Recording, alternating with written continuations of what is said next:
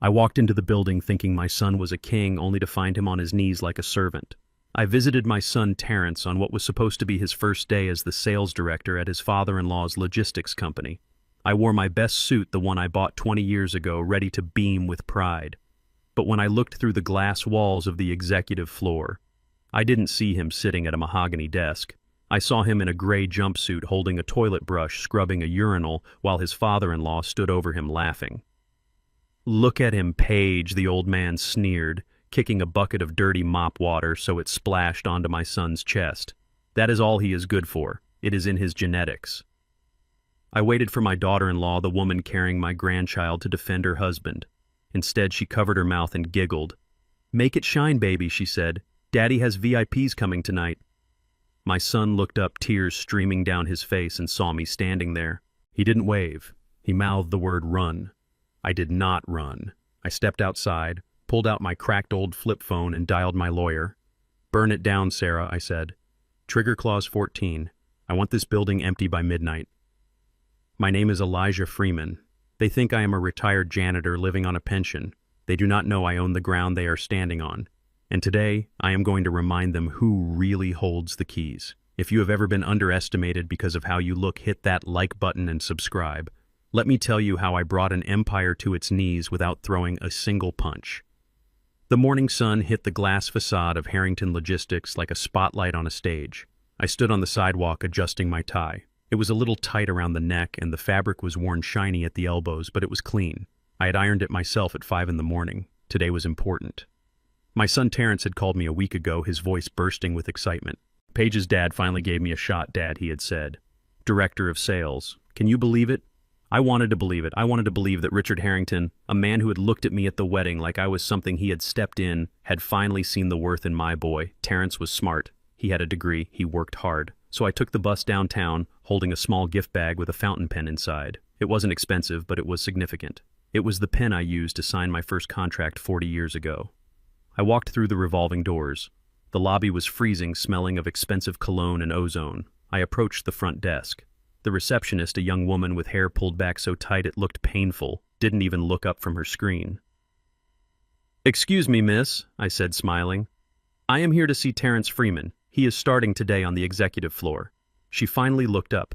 Her eyes scanned my scuffed shoes, my dated suit, and the plastic bag in my hand. Her lip curled just a fraction. "Deliveries are in the back, old man. Service elevator." "I am not a delivery man," I said, keeping my voice steady. "I am his father." She let out a short, sharp laugh. "Oh, you must be mistaken. We don't have a Mr. Freeman on the executive list. We have a custodial subcontractor named Freeman. Maybe check the basement." My stomach turned over. Custodial. The word hung in the air. I knew that word. I had lived that word for 40 years. But Terrence was supposed to be in sales.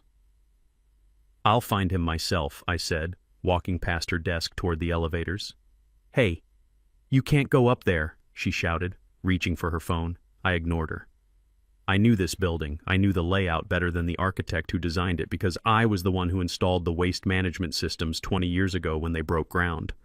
I pressed the button for the 40th floor. The doors slid shut, cutting off her protests. When the doors opened, I stepped onto plush carpet. It was quiet up here. The air smelled different, like money and silence. I walked down the long corridor looking for Terrence's name on a door. I saw Vice President, CEO, CFO. No Freeman. Then I heard laughter. It was coming from the end of the hall near the executive washroom. This wasn't a normal bathroom. It was one of those modern architectural nightmares with frosted glass walls that turned clear when you locked the door, a display of excess and power. But right now the door was propped open. I stopped. Through the glass I saw him. Terrence. He wasn't wearing the navy blue suit he had shown me last week. He was wearing a gray jumpsuit that was too short in the legs. He was on his knees. His head was bowed, his shoulders shaking. In his hand was a blue toilet brush. He was scrubbing the rim of a urinal. My heart stopped beating. The blood in my veins turned to ice. This was my boy. The boy I had put through college working double shifts. The boy who had dreams of running his own company. Standing over him was Richard Harrington. He was holding a scotch glass, looking down at Terrence with a look of pure, unadulterated satisfaction. Next to him was Paige, my daughter-in-law. She was leaning against the marble sink, checking her makeup in the mirror, completely ignoring the fact that her husband was on his knees 3 feet away. "You missed a spot, Freeman," Richard said. His voice was loud, booming off the tiled walls. Terrence didn't look up. He just scrubbed harder. I stepped closer, my shoes making no sound on the carpet. I needed to understand. Maybe this was a joke. Maybe it was some twisted initiation ritual. Then Richard did something that made me see red. He lifted his foot, clad in a glossy Italian leather loafer, and kicked the yellow mop bucket sitting next to Terrence. The bucket tipped. Gray soapy water sloshed out, soaking the knees of Terrence's jumpsuit and splashing onto his chest. "Oops," Richard said, grinning.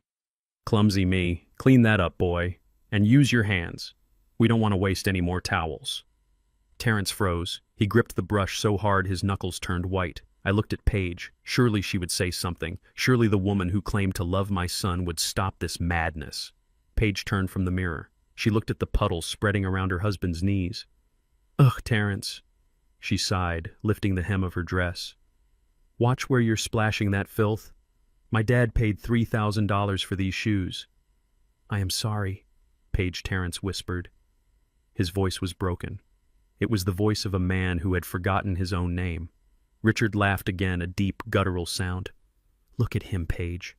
Look at your husband. I told you. You can put a suit on a Freeman, but you can't take the janitor out of the bloodline. It is all he knows how to do. It is all his daddy knew how to do, scrubbing other men's waste." Paige giggled. "You were right, Daddy. You are always right. Just make sure he is done by 5. We have dinner reservations at Lamond." "He will be done when I say he is done," Richard said. "Or he can go explain to the insurance company why your maternity coverage is canceled." That was the key. The insurance. The baby. They had him trapped. They were using my grandchild as leverage to turn a grown man into a slave. I could not watch anymore. I pushed the door open. It hit the stopper with a loud thud. The 3 of them turned. Richard's eyes widened for a second, then narrowed into a sneer. "Well, well. Speak of the devil. The head janitor himself. Did you come to give him a tutorial, Elijah?" "Show him the proper circular motion." Paige rolled her eyes. "Oh, great. Now we have to smell mothballs and Old Spice." Terrence scrambled to his feet. He slipped in the soapy water and almost fell. He looked at me, and the shame in his eyes was absolute. It was a physical weight crushing him. "Dad," he choked out. "Dad, please, go." He didn't say, "Help me," he said, "Go." He wanted to protect me from seeing him like this. He wanted to spare me the pain. I looked at Richard. I looked at the way he held his glass, the way he stood with his weight on one hip, confident, untouchable. He thought he was a god in his glass tower. I looked at Paige. She was looking at her fingernails bored. And then I looked at my son. "Get up, Terrence," I said. My voice was low, but it didn't tremble. "Dad." "Please," Terrence whispered, terrified. "If I leave, the insurance, the baby. Just go home. I can handle this." He couldn't handle it. He was already drowning. Richard took a step toward me. "You heard him, Elijah. Get out. This is an executive floor. We have a dress code. And your Goodwill clearance rack suit is violating about 5 different health codes." I didn't blink. I didn't shout. I didn't raise my fist, though every muscle in my body wanted to drive it into his jaw. Violence is the tool of the weak, and today I was the strongest man in the room. I looked Richard dead in the eye. "You have made a mistake, Richard." Richard laughed. "The only mistake I made was letting my daughter marry into your gene pool. Now get out before I call security and have you thrown out with the rest of the trash." I turned to Terrence. "I love you, son. Remember who you are." Then I turned my back on them. I walked out of that bathroom. I walked down the long plush corridor. I could hear Richard's laughter following me to the elevator. I took the elevator down to the lobby. I walked past the receptionist who smirked at me. I walked out the revolving doors and onto the busy street. The noise of the city washed over me. Cars, honking, people shouting. I took a deep breath of the exhaust-filled air. It tasted like freedom. I reached into the inner pocket of my jacket and pulled out a phone. It wasn't the smartphone everyone else used. It was a thick black, industrial-grade satellite phone. It didn't have games. It didn't have a camera. It had a direct encrypted line to one person. I dialed the number. It rang once. "Sarah," I said. "Mr. Freeman." Her voice was sharp alert. She was the best corporate attorney in the state, and she only answered this line for me. "Is everything all right?" "No," I said, looking up at the gleaming steel and glass of the Harrington Logistics building. It towered over the street, arrogant and imposing. "Activate Clause 14, I said. There was a pause on the line. Clause 14. "Sir, that's the nuclear option. That revokes the ground lease immediately based on moral turpitude and breach of contract. It will trigger a massive recall of all sanitation services. It will effectively shut down the building's infrastructure." "I know what it does, Sarah," I said. "I wrote it." "Are you sure?" Sarah asked. "This is Harrington. He's your in-law. He is not my in-law," I said, my voice cold as the grave. "He is a tenant who just forgot who his landlord is. I want the water cut off. I want the waste disposal units locked. I want the HVAC system powered down, and I want the eviction notice served by hand within the hour." "Understood, Mr. Freeman," Sarah said. "Initiating now." I hung up the phone. I looked at the building one last time. I saw the lights on the 40th floor. "Scrub hard, Richard," I whispered to myself, "because you are about to find out that when you flush the toilet, I am the one who decides where it goes." I turned and walked toward the bus stop. I had a lot of work to do. My son was broken and I had to fix him. But first I had to destroy the man who broke him. This wasn't just business anymore. This was war. And Richard Harrington had just brought a knife to a nuclear fight. I sat in the corner booth of a 24-hour diner 3 blocks from the Harrington building. The vinyl seat was cracked and taped over with silver duct tape. The air smelled of burnt coffee and stale grease. It was the kind of place where men went when they did not want to be found. I stared at the cold cup of coffee in front of me. My hands were steady, but my blood was boiling. I was waiting for my son. Terrence walked in 10 minutes later. He had changed out of the gray jumpsuit and back into his cheap suit, but he still looked like he was wearing the uniform of a prisoner. His shoulders were slumped forward. He walked with a heavy, dragging step that I had never seen before. He slid into the booth opposite me and did not make eye contact. He looked at his hands. His knuckles were red and raw from the harsh chemicals and the scrubbing. I did not say anything. I let the silence hang between us. I needed him to speak first. I needed him to break the seal on the shame he was carrying. "There never was a job, Dad," Terrence finally whispered. His voice was so low I had to lean in to hear him. I looked at him. "What do you mean?" "The sales director position. It was never real. Richard invited me to his office last week. He told me he had a position for me. He told Paige it was executive track. But when I got there this morning, he handed me the brush. 'Then why did you stay?' I asked. The question was simple, but the answer I knew would be complicated. 'Why did you get on your knees, Terrence?' Terrence closed his eyes. Tears leaked out from under his lashes. 'Because of the baby. Paige is high risk, Dad. Her insurance premiums are astronomical. I lost my coverage when I got laid off from the warehouse last month. Richard knows that. He presented me with a contract this morning. It is a subcontractor agreement, minimum wage, no benefits, but it includes a rider for full family medical coverage provided I complete a 6-month probationary period without a single infraction.' 'He trapped you,' I said. 'He owns me,' Terrence corrected. 'He told me if I walked out that door today, Paige loses her doctors. She loses the hospital. I cannot do that to my wife, Dad. I cannot do that to my unborn child. So I scrubbed. I would scrub the whole city with a toothbrush if it meant my son is born healthy. I looked at the man sitting across from me. I saw the love he had for his family. It was a weapon Richard was using against him. Richard had taken the noblest thing about my son and turned it into a chain. 'And Paige?' I asked. She stood there and laughed, Terrence.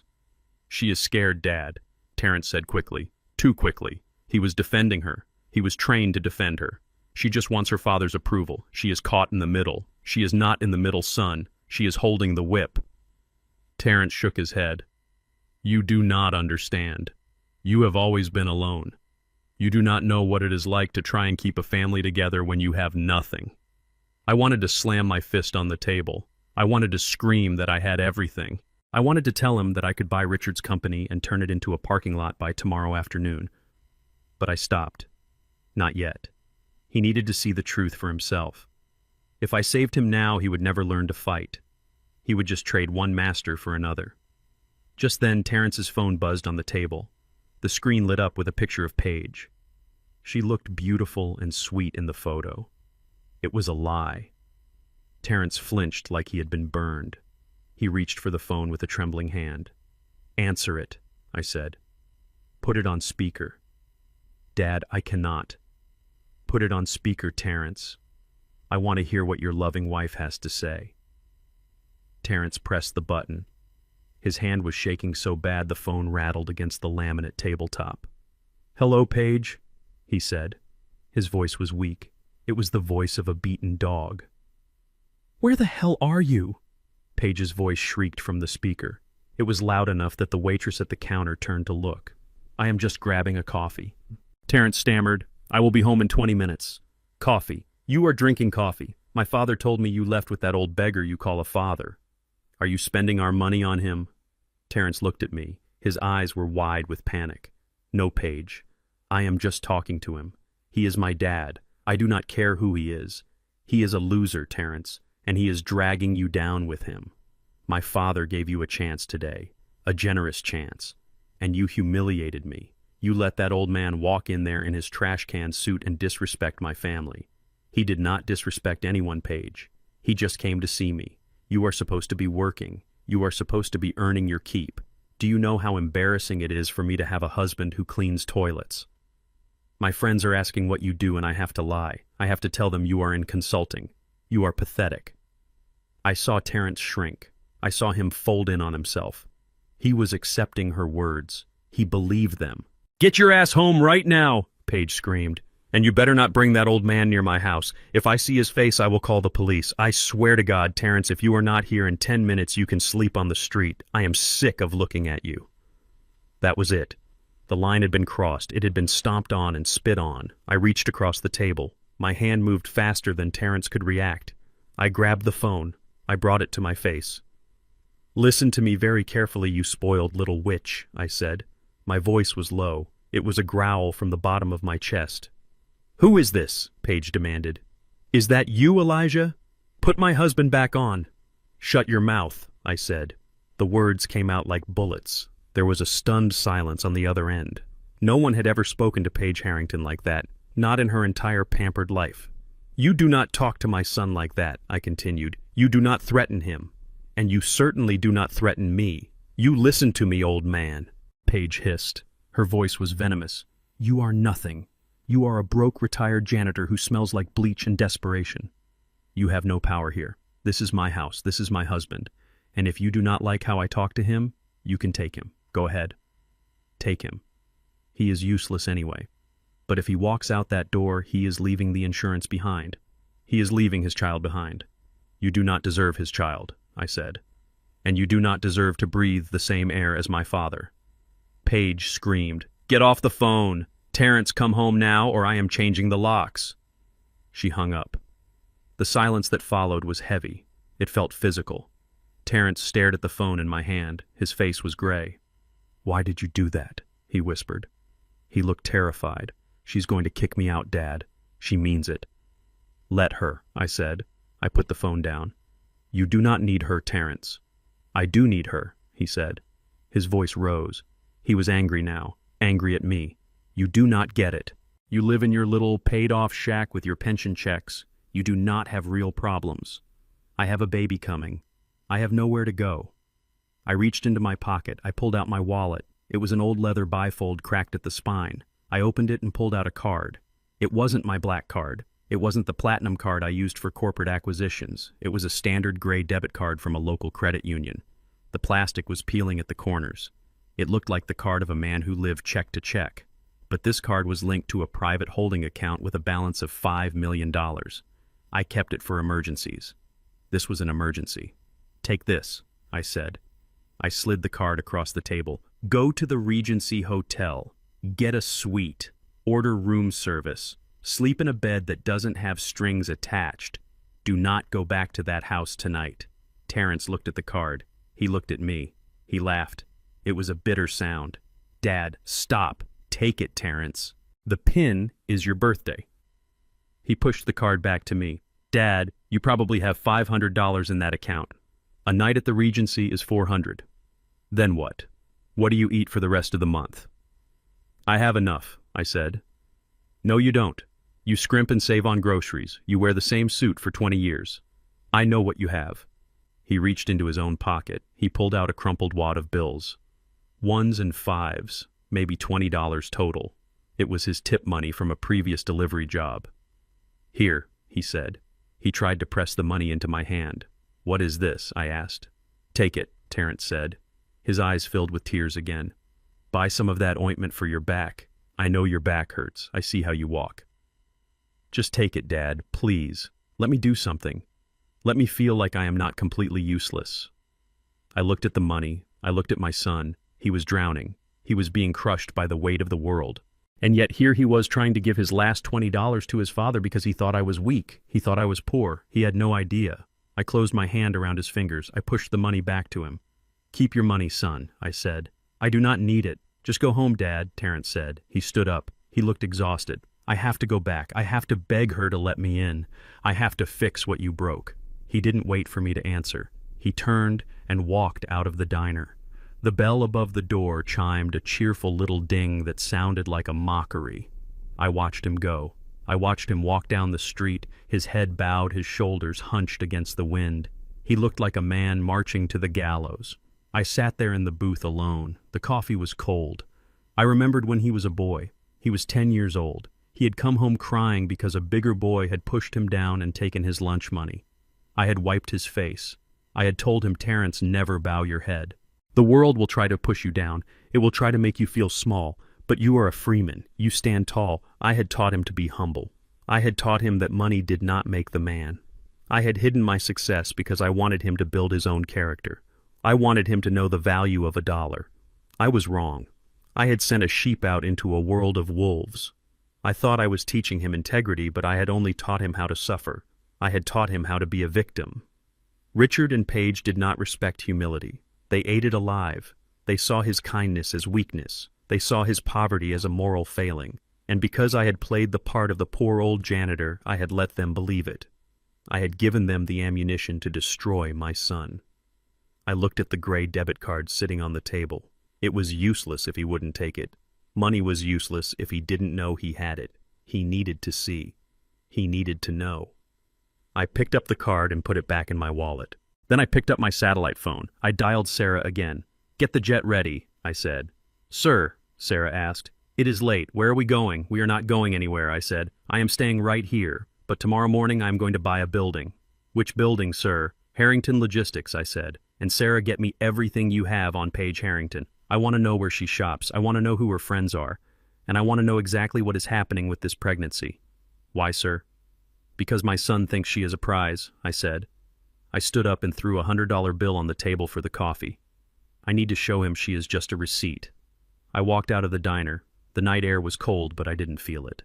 The sleeping giant had woken up, and he was very, very angry. The next morning I stood in the hallway of the Meridian Tower. It was a glass needle of a building that pierced the skyline of the city. This was where my son lived. Or rather, this was where Richard Harrington allowed my son to sleep. The rent in this building was $4,000 a month. Terrence could not afford the parking spot, let alone the apartment. Richard paid the lease. He held it over Terrence's head like a guillotine blade, ready to drop the moment my son stopped scrubbing. I knew Terrence was at work. He had texted me at 6 in the morning apologizing again for the diner. He said he had to get to the office early to prep the executive washroom for a board meeting. My blood boiled, but I kept my reply simple. I told him I loved him. I was here for Paige. I needed to understand the enemy. I needed to see the woman who had turned my strong, proud boy into a trembling servant. I intended to knock on the door and demand a conversation. I wanted to look her in the eye without Terrence there to protect her. But when I reached apartment 4B, I stopped. I heard music.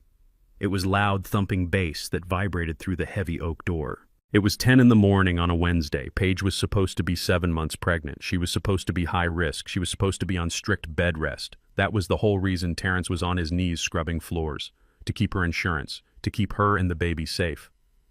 I did not knock. I looked at the lock. It was a smart lock with a keypad, but it also had a physical keyway for emergencies. A Schlager high-security cylinder. Most people trust technology. I trust mechanics. Before I built my sanitation empire, I was a maintenance man for 20 years. I fixed boilers. I unclogged pipes. And I opened doors for people who lost their keys. I reached into my pocket and pulled out my tension wrench and a diamond pick. My hands were old and calloused, but they were steady. I slid the pick into the keyway. I felt the pins. 1, 2, 3. I applied tension. The mechanism was stiff, but it gave way. I felt the cylinder turn. The lock clicked. It was a soft sound masked by the bass of the music inside. I pushed the door open an inch. The air conditioning hit my face, carrying the scent of expensive perfume and marijuana smoke. I slipped inside and closed the door behind me. I moved silently across the bamboo flooring. I was a ghost in a suit bought at a thrift store. The apartment was a shrine to modern excess. White leather furniture, abstract art that cost more than my house, floor-to-ceiling windows overlooking the city. In the living room, 3 women were sitting around the glass coffee table. One of them was Paige. She was wearing a silk robe that was open at the front. Underneath, she wore a bikini. She was holding a crystal flute filled with golden liquid. Champagne. But that was not what made my breath catch in my throat. That was not what made the world tilt on its axis. It was her stomach. Her stomach was flat. It was perfectly flat. There was no baby bump. There was no swollen curve of life. Her skin was tanned and toned. I looked at the coffee table. Sitting there amidst the empty champagne bottles and the overflowing ashtrays was a mound of flesh-colored silicone. It had straps and Velcro attachments. It was a prosthetic belly, a high-end theatrical prop. I stood in the shadow of the hallway, paralyzed by the magnitude of the lie. There was no baby. There never was a baby. My son was scrubbing toilets for a phantom. I watched as Paige took a long drag from a joint and passed it to the blonde woman sitting next to her. She threw her head back and laughed. It was a cruel, sharp sound. "You should have seen him this morning, Brittany," Paige said. Her voice was slurred. He looked like a beaten dog. Daddy made him clean the grout with a toothbrush. I almost felt bad. Almost. The blonde woman giggled. "You are terrible, Paige. How long are you going to keep this up?" "As long as I need to," Paige said. She gestured with her champagne glass.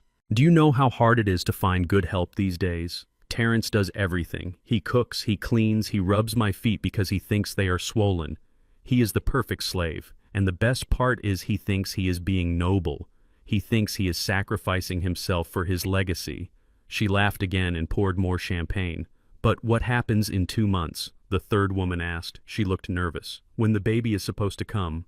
"I will have a tragic miscarriage," Paige said. She said it with the same casual tone one would use to order a salad. "I have it all planned out. I will fall down the stairs. Or maybe I will just start screaming in the middle of the night. We go to the hospital. Daddy has a doctor on payroll who will sign the papers. We lose the baby. Terrence will be devastated, of course. He will work even harder to comfort me. He will be so guilty he won't even ask questions." "That is evil," Brittany said admiringly. "It is business," Paige corrected. "Daddy needs cheap labor in the sanitation department. Terrence has a degree but no backbone. We get 5 years out of him minimum. By then he will be too broken to leave. And if he does try to leave, I will just tell him I am pregnant again. These Freeman men are so stupid. They breed like rabbits and think with their hearts." She took a sip of her drink. "Besides," she added, "look at this apartment. Look at this life. Do you think I would let a janitor's son actually touch me? Do you think I would let his genetics mix with mine? Please." The pillow is the closest he gets to intimacy. I felt a rage so pure and so white-hot that my vision blurred. I wanted to step into that room. I wanted to flip that glass table. I wanted to scream the truth until the window shattered. I wanted to tear that silicone lie apart with my bare hands. But I stopped myself. If I walked in there now, she would scream. She would call the police. She would say I attacked her. She would say the stress caused the miscarriage. She would spin a web of lies that Terrence would believe because he was conditioned to believe her. He was programmed to protect her. He needed to see this. He needed to see the flat stomach. He needed to hear the words coming from her mouth. I reached into my pocket and pulled out my phone. It was old, but the camera lens was clear. I stepped out of the shadows just enough to get a clear angle. I pressed record. I filmed the silicone belly sitting on the table like a trophy. I filmed the champagne bottles. I filmed the smoke curling in the air. And I filmed Paige. I zoomed in on her flat stomach. I zoomed in on her face as she mocked my son. And he cried when he saw his dad. She was saying, "Can you believe it?" The old man looked like he crawled out of a dumpster. Daddy kicked a bucket of water on Terrence just to see if he would snap. And he didn't. He just kept scrubbing. It was pathetic. I almost vomited. I recorded every word. I recorded the laughter of her friends. I recorded the confession of a conspiracy so vile it made me sick to my stomach. I recorded for 3 minutes. I got everything. The plan, the doctor on payroll, the fake miscarriage, the contempt. Then I stopped recording. I saved the video to the internal memory and simultaneously uploaded it to a secure cloud server Sarah managed. I had the bullet. Now I needed to aim the gun. I backed away slowly. The floorboards in the hallway were high-quality soundproofed cork. I made no noise. I reached the front door. My hand hovered over the handle. Just then, the music stopped. The playlist had ended. In the sudden silence, a floorboard settled under my weight. It was a tiny sound, a creak. Paige's head snapped toward the hallway. "Did you hear that?" she asked. "It is probably the wind," Brittany said. "You are paranoid." "No." Paige stood up. She tightened her robe. "Someone is here." I didn't wait. I turned the handle and slipped out into the corridor. I pulled the door shut gently until the latch clicked. I walked fast toward the stairwell. I didn't take the elevator. The elevator had cameras. I heard the apartment door open behind me. "Hello?" Paige's voice echoed in the hallway. "Who is there?" I was already around the corner and into the stairwell. I descended 2 flights of stairs, my heart hammering against my ribs, not from fear, but from adrenaline. I stopped on the landing of the 2nd floor to catch my breath. I checked the video on my phone. It was perfect. The image was crisp. The audio was clear. I had the truth in my pocket. But I couldn't show Terrence yet. Not like this. If I showed him the video on a small phone screen in a diner, he might snap. He might do something rash. He might go back there and get himself arrested. Richard owned the police in this district. If Terrence laid a hand on Paige, he would go to prison for 20 years. I needed to break him out of the prison of his mind before I could show him the key. I needed him to see Richard and Paige for what they truly were in a setting where they could not hide. I needed a stage. I walked out of the service exit of the building. The sun was high in the sky now. The city was bustling. I hailed a taxi. "Where to?" the driver asked. "The bank," I said. "Which one?" "The main branch," I said. "I need to make a withdrawal." I was done playing the poor man. I was done hiding in the shadows. My son was being tortured by a woman who wasn't even carrying his child. He was being enslaved by a man who treated him like livestock. They wanted a janitor. I would give them a janitor. I would clean their entire lives out. I took out my phone and called Sarah. "Change of plans," I said. "Sir, I have evidence of fraud," I said. "Medical fraud, insurance fraud, and conspiracy.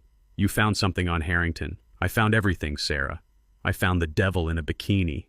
What do you want to do?" "I want to buy the debt," I said. "Not just the building. I want Richard Harrington's personal debt. I want his mortgage. I want his car notes. I want his credit lines. That will take time, sir. You have until tonight," I said. "Tonight. Why tonight?" "Because tonight is the party," I said. "Richard is hosting a gala for his VIPs. He is going to parade my son around like a servant. He is going to celebrate his success." I paused. "I am going to crash that party, Sarah, and I am going to bring the house down." I hung up the phone.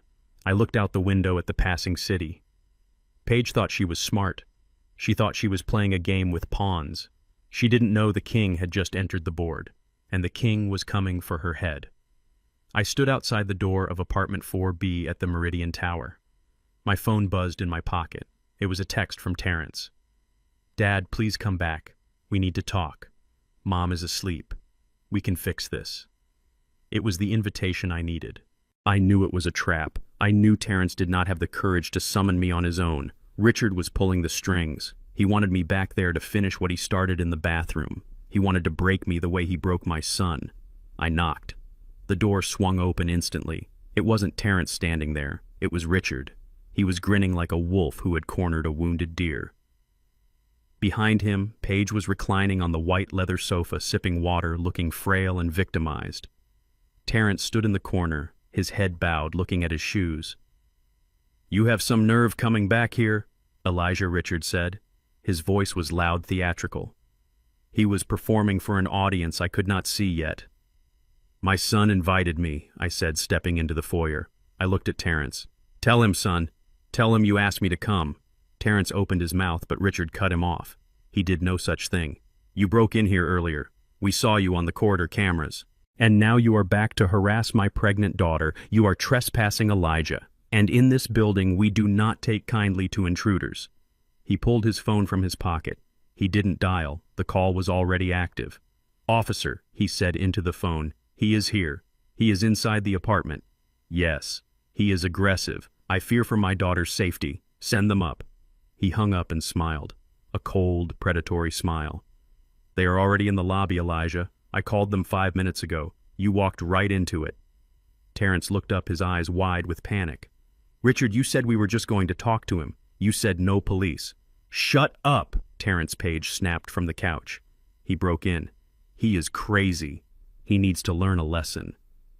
The elevator chimed down the hall. Heavy boots hit the floorboards. The police were fast, too fast. Richard must have told them there was a violent threat. 2 officers burst through the open door. Their hands were on their holsters. One was young, eager. The other was older, tired. They saw the scene immediately. A wealthy white man in a bespoke suit standing protectively over his daughter, and an old black man in a thrift store suit standing in the entryway. "Get on the ground," the young officer yelled. He didn't ask questions. He didn't ask for ID. He pulled his taser. I did not move. I did not get on the ground. I raised my hands slowly, palms open. "Officer?" "I am invited here," I said calmly. "Ask the resident. Ask my son." The officer ignored me. He rushed forward, grabbed my shoulder, and spun me around. He kicked my legs apart. He slammed my chest against the wall. "Stop resisting," he shouted, though I was standing perfectly still. I heard the zip of handcuffs. I felt the cold steel bite into my wrists. They wrenched my arms behind my back with unnecessary force. A sharp pain shot through my shoulder, an old injury from years of hauling heavy trash cans. "That is him," Officer Richard said. "He is unstable. He has been stalking us all day. He thinks he owns this place. Take him away before he hurts someone." Terrence took a step forward. "Stop. That is my father. He didn't do anything." "Stay back, sir," the older officer warned Terrence. "We have a complaint of criminal trespass and menacing." I turned my head against the wall to look at my son. He was crying again. He was watching his father being treated like a criminal in his own home, and he was powerless to stop it. This was Richard's goal, to show Terrence that I was weak, that the law was on Richard's side, that money made right. "Bring him out," the young officer said, shoving me toward the door. I dug my heels into the carpet. I stopped. I turned my head to look the older officer in the eye. "Officer," I said. My voice was low, hard steel.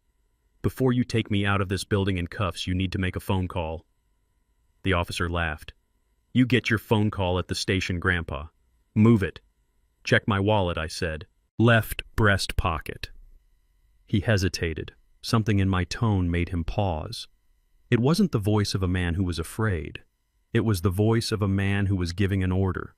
He reached into my pocket. He pulled out my old cracked leather wallet. He flipped it open. There was no driver's license in the window. There was a card, a thick gold-embossed business card. It read, "Police Benevolent Association, Gold Shield Sponsor, Lifetime Member," and on the back was a handwritten number. "Call that number," I said. "It is a direct line." The officer looked at the card. He looked at me. He looked at the name on the card, Elijah Freeman. "Who is this?" he asked. "That is the private cell phone of Chief Miller," I said. "We played chess last Tuesday. He told me if I ever had trouble with his officers, I should call him. I think this qualifies as trouble." Richard scoffed. "Do not listen to him. He found that wallet in the trash. He is a janitor. He probably cleans the station floors." "Call it," I repeated. "Unless you want to explain to Chief Miller why his chess partner is sitting in a holding cell on a trumped-up charge." The older officer's eyes narrowed. He handed the card to his partner and pulled out his radio.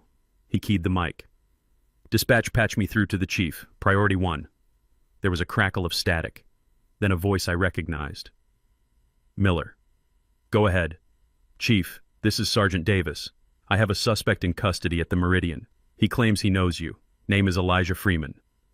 There was a silence on the line, a long, heavy silence. Richard smirked. "He is going to tell you to book him," Richard said. Then the chief's voice roared through the radio. It was loud enough for everyone in the room to hear. "Did you say Elijah Freeman?" "Yes, sir."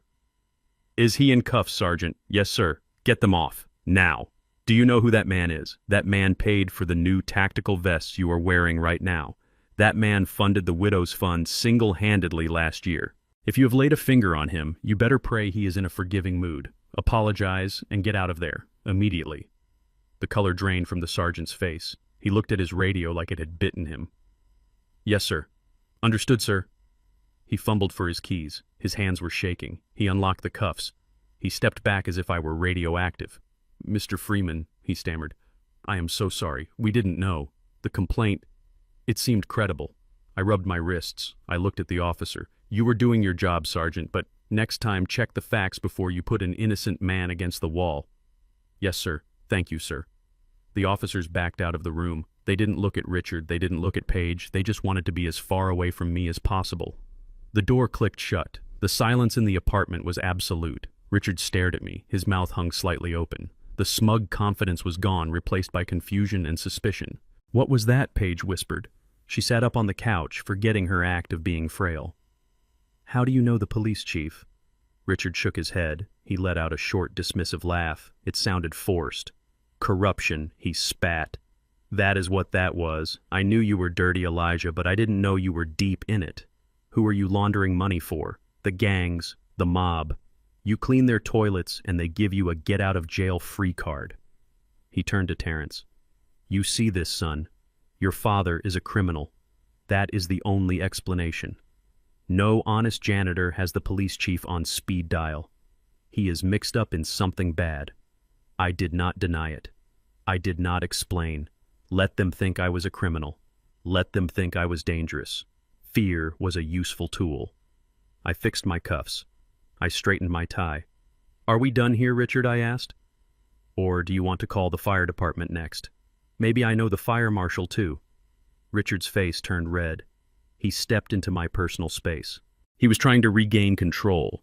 He was trying to be the big man again. You think this makes you powerful, he hissed. You think because you have some dirty friends you can walk into my house and dictate terms. You are still nothing. You are still the man who scrubs waste for a living. And your son is still my employee. He gestured to Terrence. Look at him, Elijah. He is terrified. He knows who holds his leash. You can flash your little gold cards all you want, but at the end of the day, I sign his checks. I own his future. I looked at Terrence. Richard was right about one thing. Terrence was terrified. He was looking back and forth between us like a child watching his parents fight. He didn't understand what had just happened. He didn't understand who I was. I am not going anywhere, Richard, I said. Good, Richard said. His eyes lit up. He had an idea. A malicious, cruel idea. Since you are so connected, Elijah, since you are such a big man now, why don't you come tonight? Tonight, I asked. The gala, Richard said. The company anniversary. It is at the grand ballroom downstairs. All the VIPs will be there. The mayor, the senators, my investors. He smiled. It was the smile of a man laying a trap. I want you to come as my guest. I want you to see Terrence in his element. He is going to be helping out with the service. It is a great opportunity for him to show his work ethic. I knew exactly what he meant. He was going to make Terrence work as a server. Or a busboy. He was going to parade him in front of the city's elite in a uniform. And he wanted me there to watch. He wanted to humiliate me by humiliating my son. He wanted to show everyone that the Freemans were servants, that we belonged in the background holding trays and cleaning spills. It was a public execution of our dignity. Please, Dad, don't come, Terrence whispered. He looked sick. Oh, he has to come, Paige chimed in. She had recovered her composure. She smirked. We would love to have you, Elijah. I will even save you a plate in the kitchen. I looked at Richard. I looked at the challenge in his eyes. He thought he had me. He thought I would be too ashamed to show my face. He thought I would slink away. He didn't know that I had already bought his debt. He didn't know that I had the papers in my car. I smiled. It was the first time I had smiled all day. I would be delighted, Richard, I said. Richard blinked. He hadn't expected that. Great, he said, recovering. Black tie optional. Try to find a suit that fits. I will see you at 8, I said. I turned to Terrence. Keep your head up, son. Tonight is going to be a night to remember. I walked out of the apartment. I didn't look back. I took the elevator down to the lobby. I walked out to the street. My driver was waiting around the corner in the black SUV I usually kept hidden. I opened the door and climbed in. Sarah was sitting in the back seat. She had a stack of folders on her lap. "Did you get it?" I asked. "I got it all, Mr. Freeman," she said.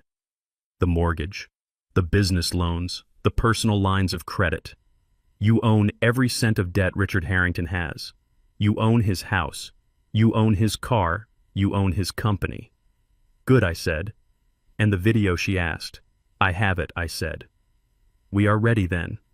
"Not quite," I said. I looked down at my worn suit. I looked at my scuffed shoes. "Take me to my tailor," I said, "and then take me to the barber." Richard wanted a show. I was going to give him a show. I was going to walk into that ballroom and I was going to shine so bright it would burn his eyes out. Tonight, the janitor dies, and the owner is born. I stepped out of the black SUV and buttoned my jacket. It was a Tom Ford custom fit charcoal gray wool that cost more than Richard Harrington's car payments. I had shaved my beard, leaving only a trimmed mustache, and the barber had oiled my scalp until it shone under the streetlights. I did not look like a janitor. I looked like the man who owned the janitor's boss. I walked through the gold revolving doors of the grand ballroom. The air was thick with the scent of lilies and money. A string quartet was playing in the corner. Men in tuxedos held court with women in silk gowns. I scanned the room. I was looking for my son. I expected to see him in a corner, perhaps wearing a cheap suit, looking uncomfortable. I did not see him. Then a waiter walked past me with a tray of champagne flutes. He kept his head down. His shoulders were hunched. It was Terence. He was wearing a white server's jacket that was too tight across the shoulders, and black pants that were too short. Richard had put my son in a uniform. He had made the director of sales a busboy at his own welcome party. Terence looked up and saw me. His eyes went wide. He almost dropped the tray. He looked at my suit. He looked at my shoes. Confusion warred with shame on his face. "Dad," he mouthed, "what are you doing?" I did not answer. I walked straight into the center of the room. Heads turned. People stopped talking. They didn't know who I was, but they knew I didn't belong in the background. I radiated a silence that demanded attention. Richard was on the stage holding a microphone. He was flushed with alcohol and victory. He saw me. His smile faltered for a second when he saw the suit, but then his arrogance took over. He saw an opportunity. "Ladies and gentlemen," he boomed. His voice echoed off the vaulted ceiling. "I want to introduce a very special guest." He pointed a finger at me. The spotlight swung around, blinding me for a second. "This is Elijah Freeman. He is the father of my son-in-law, and he is a man of great talent." The crowd looked at me politely. They clapped uncertainly. "You see," Richard continued, "we talk a lot about hard work in this company, but Elijah here knows the real meaning of dirty work. He has spent 40 years mastering the art of the toilet brush. He is a virtuoso of the urinal." A ripple of laughter went through the room. It was nervous laughter at first, then cruel. "And he has passed those skills down," Richard said. "He taught my son everything he knows. That is why Terence is so good at cleaning up our messes." "Isn't that right, Terence?" He pointed at my son. The spotlight swung to Terence. He stood frozen, holding the tray of champagne. He looked like a deer caught in the headlights of a semi-truck. "Bring us some drinks, boy," Richard commanded. "Your father looks thirsty. Cleaning toilets is thirsty work." The room erupted. They laughed openly now. They laughed at the old janitor in the nice suit. They laughed at the son in the waiter's jacket. They laughed because they thought we were jokes. They thought we were props in Richard's play. I looked at Terence. He was trembling. A single glass tipped on his tray and shattered on the floor. The sound was like a gunshot. Cleaning up on aisle 4, Richard shouted. More laughter. I did not laugh. I did not cry. I did not run up to the stage and strangle him. I reached into the inner pocket of my $5,000 jacket. I did not pull out a weapon. I pulled out a thick red industrial grease marker, the kind used by inspectors to mark condemned structures. I uncapped it. The smell of the solvent was sharp and chemical. I turned my back on the stage. I walked to the nearest structural pillar. It was wrapped in decorative faux marble. I looked at the base. I saw the water damage seeping up from the floor disguised by fresh paint. I drew a large red X on the pillar. The laughter died down slightly. People whispered, "What is he doing?" I walked to the ventilation duct on the wall. I saw the black dust around the rim. Mold spores. Toxic. I drew a large red X on the wall. I walked to the bar. The bartender stared at me. I looked at the sink. I saw the drain pipe. It was lead. It was illegal. It was poisoning every glass of water served in this building. I drew a red X on his bar counter. Richard's voice boomed over the speakers. "Hey, what do you think you are doing?" I ignored him. I walked to the window. I looked at the sealant. It was cheap. It was leaking thermal gases. X. I walked to the fire exit. I checked the pressure gauge. It was broken. X. I was moving fast now, efficient. I was a man who had inspected 10,000 buildings. I saw the rot beneath the gilding. I saw the death beneath the luxury. Richard jumped off the stage. He marched toward me. His face was purple. "Stop it," he screamed. "You are ruining my walls. You senile old fool. Did you forget your coloring book?" He grabbed my arm. "This isn't a bathroom, Elijah. You don't scrub these walls. You don't mark them up. Security, get this crazy old man out of here. He has lost his mind." Paige was there too. She looked horrified.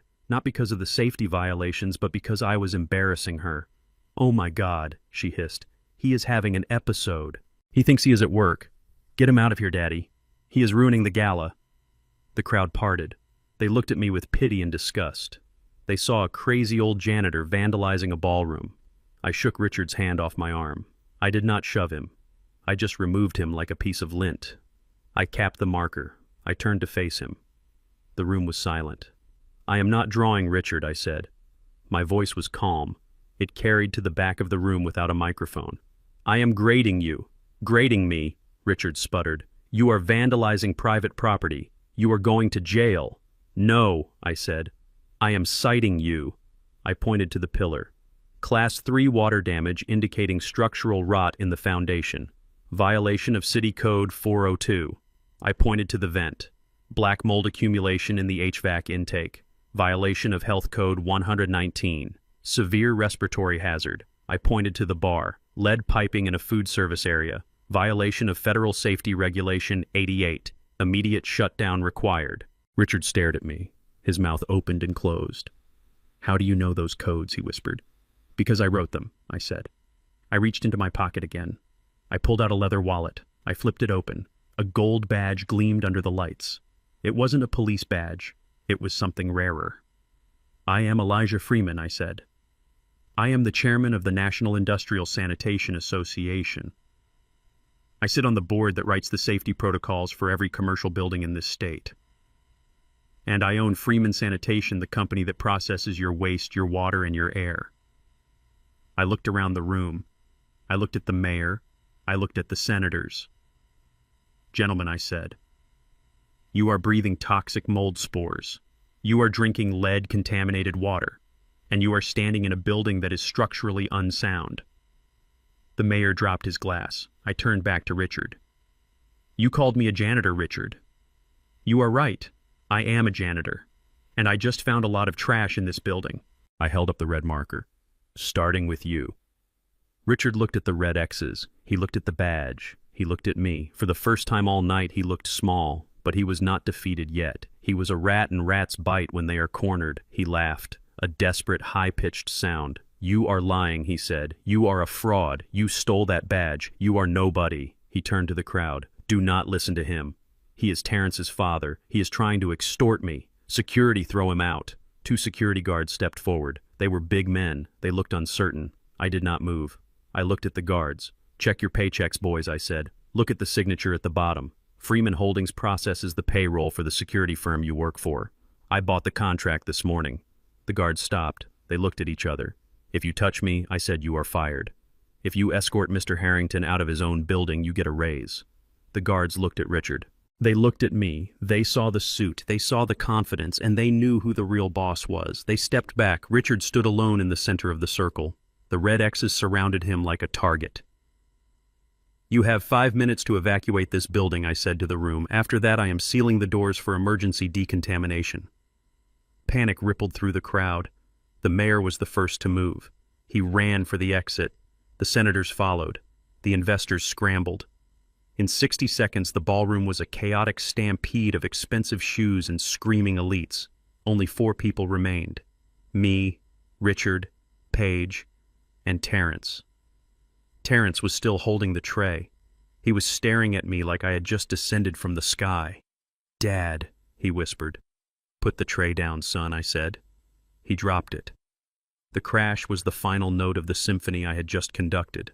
I looked at Richard. He was shaking. "You ruined my party," he whispered. "I am just getting started," I said. I took out my phone. I dialed Sarah. "Execute the buy order," I said. I hung up. I walked over to Terrence. I put my hand on his shoulder. "Go get changed, son," I said. "We have work to do." "But Dad," Terrence said. He looked at Richard. "He is going to fire me." "He cannot fire you," I said. "Why not?" "Because he doesn't work here anymore," I said. I turned to Richard. "Get out of my building, Richard, and take your daughter with you. I have to clean up the mess you made." Richard looked at me with pure hate, but he also looked at me with fear. He turned and ran after his guests. Paige ran after him, her heels clicking on the marble floor like the ticking of a clock that had just run out of time. I stood there in the empty ballroom. The red X's glowed on the walls. I took the marker. I walked to the portrait of Richard Harrington hanging in the lobby. I drew one final X across his face. The banquet was over. Now the wolves would starve.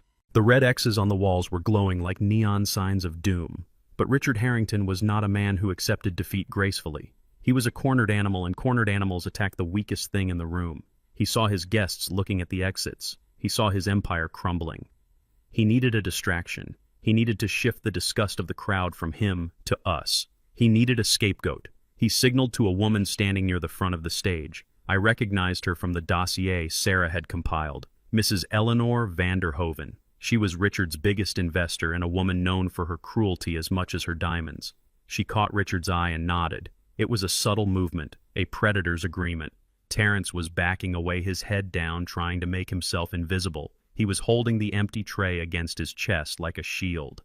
Mrs. Vanderhoven stepped directly into his path. She moved with a speed that belied her age. As Terrence turned, she thrust her glass of red wine forward. She didn't stumble. She threw it. The dark liquid splashed across the front of her silver-sequined gown. It looked like a gunshot wound. She screamed. It was a high, piercing sound that silenced the murmuring crowd.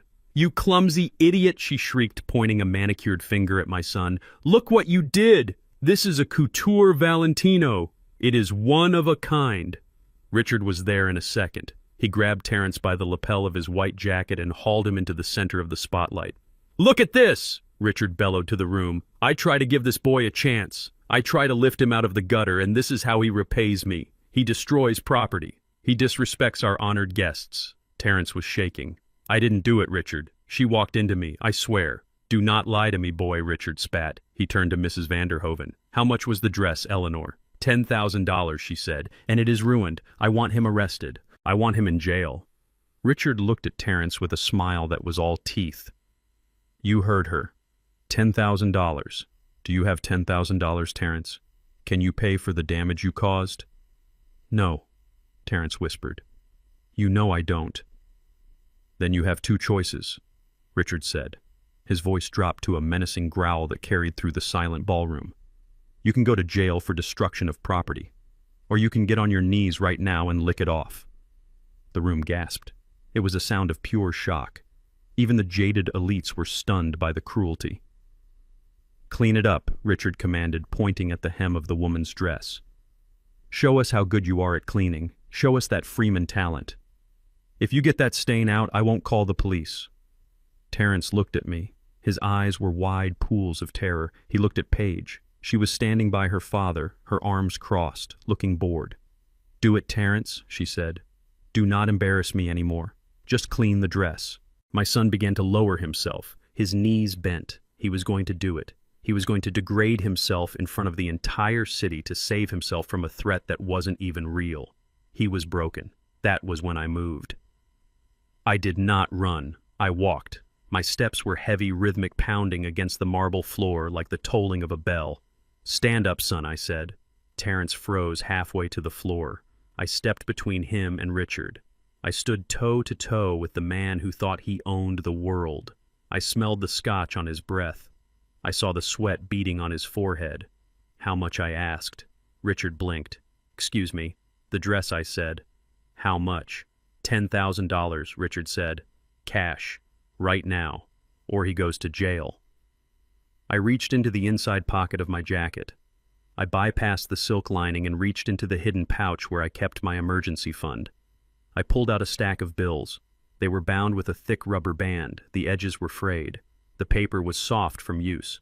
It looked like money that had been worked for, money that had seen sweat and dirt. There was exactly $10,000 in that stack. I tossed it. I didn't hand it to him. I threw it. The brick of cash hit Richard in the chest with a dull thud and fell to the floor at his feet. "Paid in full," I said. Richard looked at the money. He looked at me. He sneered. "Where did you get that, Elijah? Rob a liquor store on the way over? Or did you save up your tips for 40 years? "It doesn't matter where it came from," I said. "It spends the same. Now pick it up." "I am not picking up your dirty money," Richard said. "Then leave it there," I said. "But the debt is paid. My son owes you nothing." I reached into my other pocket. "But you," I said, "you owe me a great deal." I pulled out a document. It was a single sheet of paper folded in thirds. The letterhead was blue. The seal was gold. It was a Level 1 environmental violation notice issued by the State Board of Health. I slapped it against his chest. He grabbed it reflexively. "What is this?" he demanded. "Read it," I said. He unfolded the paper. His eyes scanned the lines. His face went pale, then red. This says you are shutting me down. Immediate cessation of operations. Toxic hazard." "That is correct," I said. Richard laughed. A loud barking sound. He ripped the paper in half. Then he ripped it again. He threw the confetti pieces into my face. "You are a joke, Elijah. This is paper. Just paper. You have no authority. You have no power. You are a janitor with a printed form. No one cares what you think. No one is watching." He looked around the room, spreading his arms wide. "Look at these people. They are my friends. They are my investors. They know who I am, and they know who you are. You are nobody." The pieces of paper drifted down to the floor, landing on the stack of cash. "Is that so?" I asked. I reached up to my lapel. There was a small silver pin there shaped like a broom. It looked like a cheap piece of jewelry. I tapped it. A tiny red light blinked once. "You are right, Richard," I said. "I am a nobody, but the 50,000 people watching this live stream right now might disagree." Richard froze. "What?" "I am streaming." "Richard," I said. My voice was calm, cold. "I have been streaming since I walked in the door. The camera is in the pin. The audio is crystal clear." I pointed to the phone in Terrence's hand, which I had texted moments before instructing him to open the feed. Terrence held the screen up. On the screen was Richard's face twisted in rage, and next to it was a waterfall of comments. The chat was moving so fast it was a blur. "Criminal. Monster. Shut him down. I hope he rots. Justice for the janitor." "You just tore up a federal notice on live video," I said. "That is a felony, Richard. Tampering with evidence. Obstruction of justice. And you did it in front of the mayor." I looked over at the mayor, who was trying to edge toward the door. "Did you see that, Mr. Mayor?" I asked. The mayor looked at Richard. He looked at the camera pin on my lapel. He looked at the angry comments scrolling on the screen. "I saw everything, Mr. Freeman," the mayor said quickly. "I will be launching an inquiry first thing in the morning." Richard looked around the room. The faces had changed. They weren't looking at him with admiration anymore. They were looking at him like he was a contagion. They were pulling out their own phones, backing away, checking their stock portfolios. "You set me up," Richard whispered. His voice was trembling. "I didn't set you up," I said. "I just turned on the lights. The roaches did the rest." Paige stepped forward. Her face was a mask of fury. "Turn it off. Turn it off right now, you old freak. You are ruining our reputation." I looked at her. I looked at her flat stomach beneath the silk dress. "Your reputation was ruined the moment you decided to lie about a baby that doesn't exist," I said. Paige went white. She covered her stomach with her hands instinctively. How do you..." The chat went wild. "No baby. Fake pregnancy." "What is he talking about?" I tapped the pin again. "Smile, Paige," I said. "You are trending." Richard lunged at me. He lost all control. He swung a fist, wild and desperate. I didn't move. I didn't have to. Two men in dark suits stepped out from the crowd. They intercepted Richard before he could touch me. They were my private security team disguised as guests. They held him back easily. "Get your hands off me," Richard screamed. "I am Richard Harrington. I own this city." "Not anymore," I said. I leaned in close so only he could hear me. The microphone picked it up perfectly. I bought your debt, Richard. I bought your mortgage. I bought your car notes. I bought your credit lines. I picked up a piece of the torn paper from the floor, and I own the ground you were standing on. I turned to Terrence. Come on, son, we are leaving. Terrence looked at me. He looked at the cash on the floor. He looked at his wife, who was shaking with rage and fear. He took off the white jacket. He let it drop to the floor. It landed on the money covering Richard's shoes. I am coming, Dad, Terrence said. We walked out of the ballroom together. The silence behind us was broken only by the sound of Richard screaming my name and the relentless notification pings of 50,000 people sharing his downfall. The legal strike had landed, and it was fatal. The next morning, the city woke up to a digital earthquake. The live stream from the gala had been clipped, shared, and reposted 100,000 times. Justice for the Janitor was trending #1 in the state. The video of Richard ripping up the federal violation notice was playing on loop on the morning news. Analysts were already talking about a dip in Harrington Logistics stock. It wasn't a crash yet, but the sharks were smelling blood in the water. I sat in my office at Freeman Sanitation headquarters. It was a modest room for a CEO, but it had everything I needed. Banks of monitors showed me the pulse of the city's waste systems. And right now, they showed me the pulse of Richard's downfall. My phone buzzed. It was Terrence. Dad, he said. His voice was tight. Paige is going crazy. She saw the news. She is blaming me. Where are you? I asked. I am at home. I went back to get my things. I can't stay here anymore. Not after last night. Get your things and get out, Terrence. Do not engage with her. I am trying, Dad, but she is throwing my clothes on the lawn. I stood up. I am coming over. No, Dad, please. If you come here, it will only make it worse. Just let me grab my stuff. I will meet you at the office. Stay on the phone, son. Keep the line open. I heard the sound of glass breaking in the background. Then Paige's voice screaming. It was a shrill, animalistic sound. You ruined everything.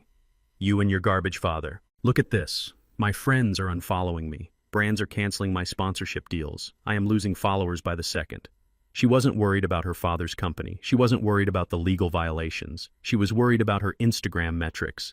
It is not my fault, Paige Terrence said calmly. His voice was steady for the first time in years. You lied. Your father lied. Don't you dare talk about my father. She screamed. He is a genius. He built this city. Your father is just a cockroach, a roach that crawled out of the sewer to ruin our lives. I heard a thud, like a suitcase hitting the floor. Get out, Paige yelled. Get out of my house. I never want to see you again. I am leaving, Terrence said. I just need my box.